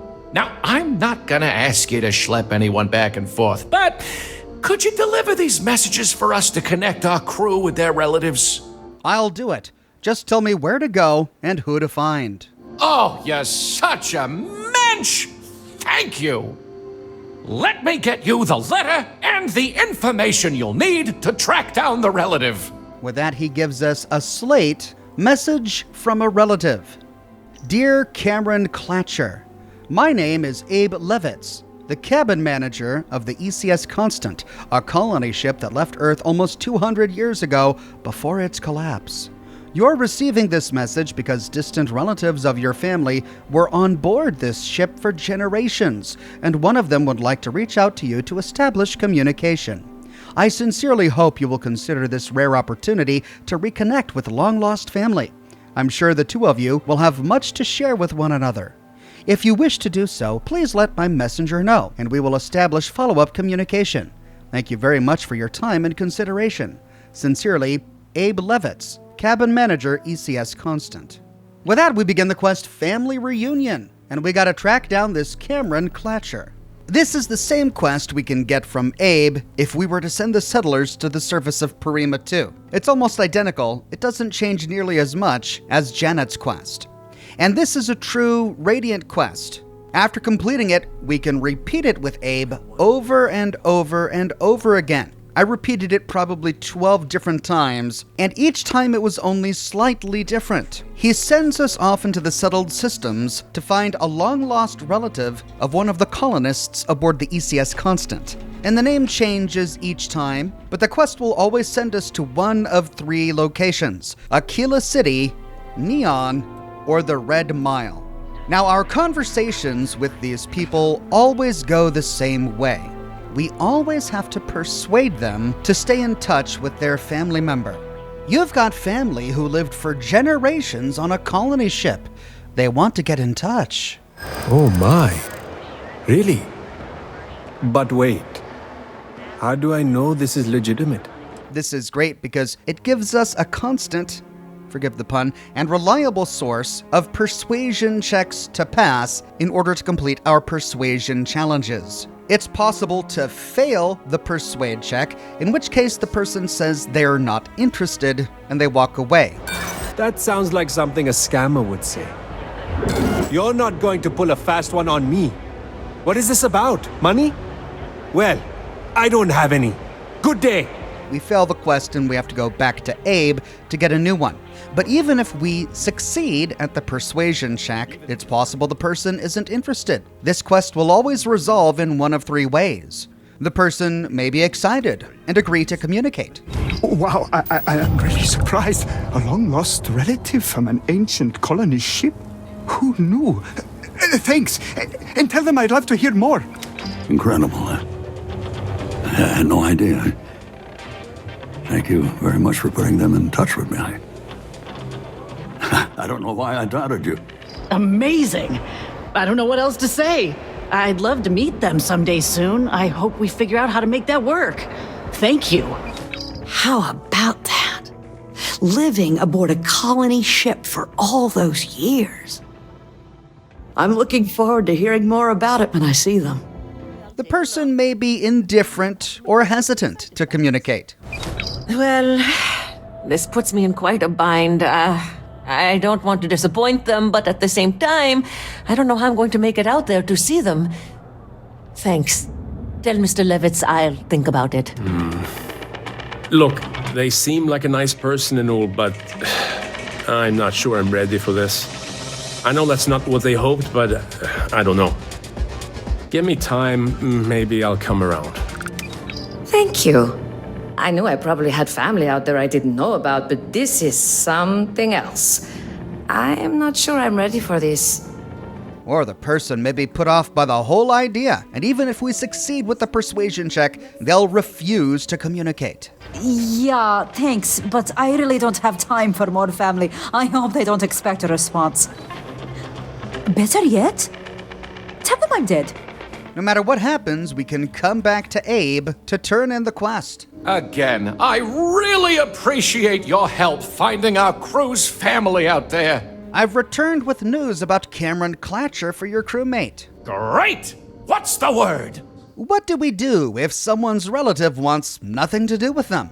Sadly, there's nothing we can do. Some people just aren't ready for a relationship with someone they didn't even know existed.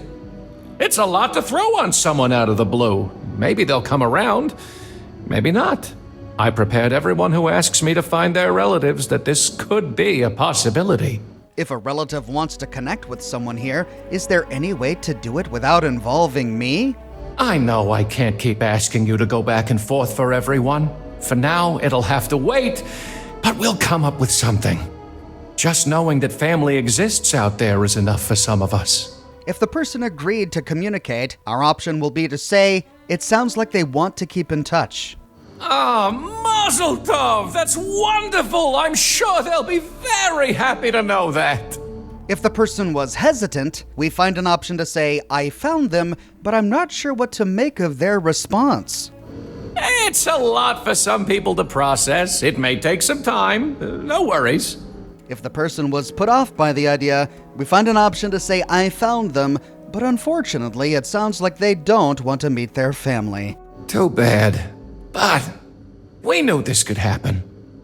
Thank you for doing this for us. Let me know if you're willing to do it again. But no matter what, we complete the quest. We get some credits and an assortment of Earth antiques. And then we can always get this exact same quest from Abe again. If we choose this ending for the quest, the ECS constant will continue to grav jump all over the settled systems.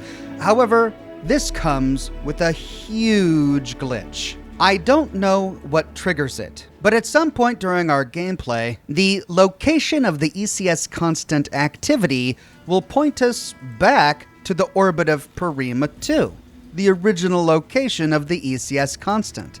However, if we go there, the ship isn't there. And if we get this glitch, the ship disappears from the game forever. The only way to get the ship back, short of using console commands, is to reload a previous save. As I said, I don't know why this happens, but I was able to reproduce the glitch over and over and over again. Sometimes it happened the first time I completed the quest, and it just disappeared from the game. Sometimes the ship traveled to a number of different star systems before this glitch happens, and it disappears from the game. Sometimes, after turning on a quest on the constant, the ship grav jumps away as soon as I undock.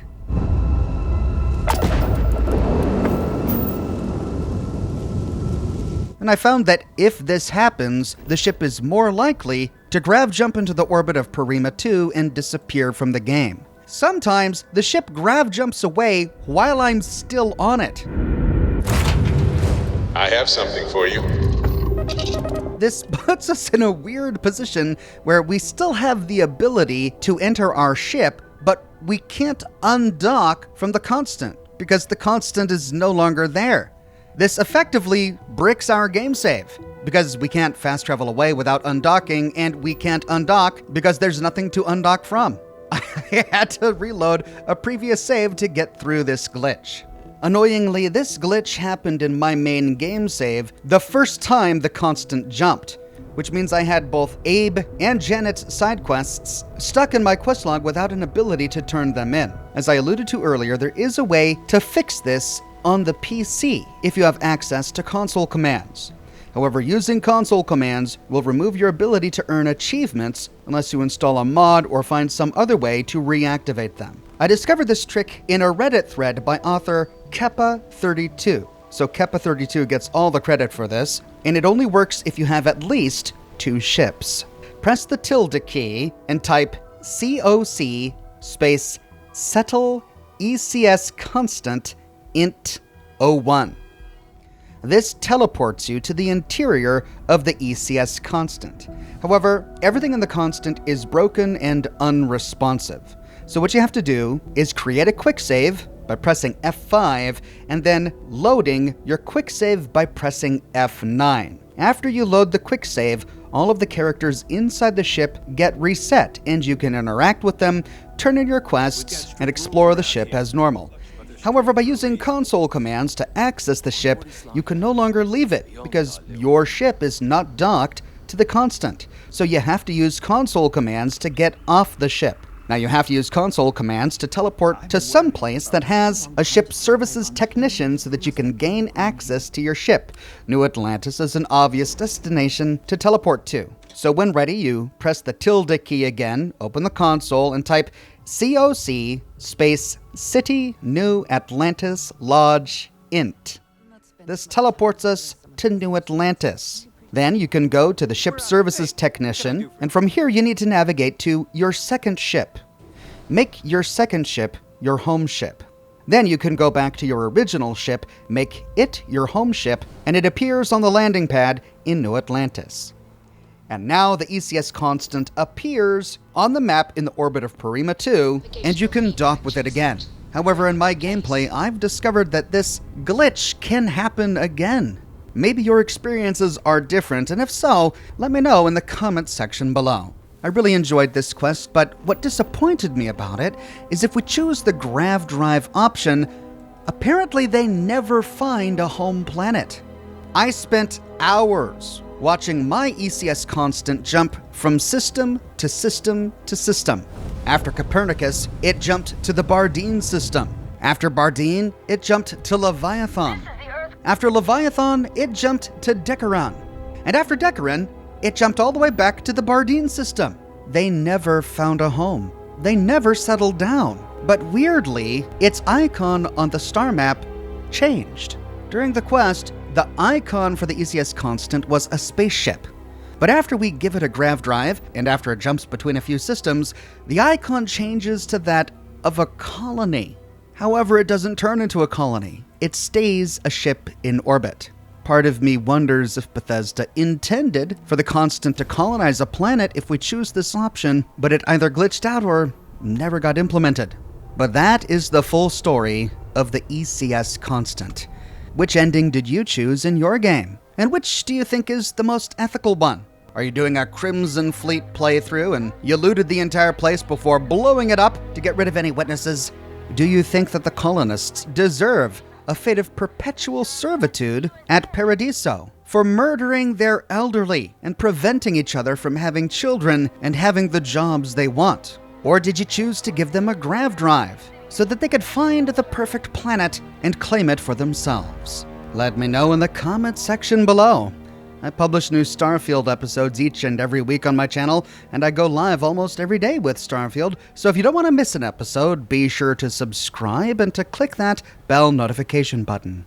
If you have already and you still feel like you're missing out on YouTube notifications, consider following me on Twitter at Oxhorn. I update Twitter manually with every piece of content that I publish. I've got a shirt shop with completely unique designs that you can't find anywhere else.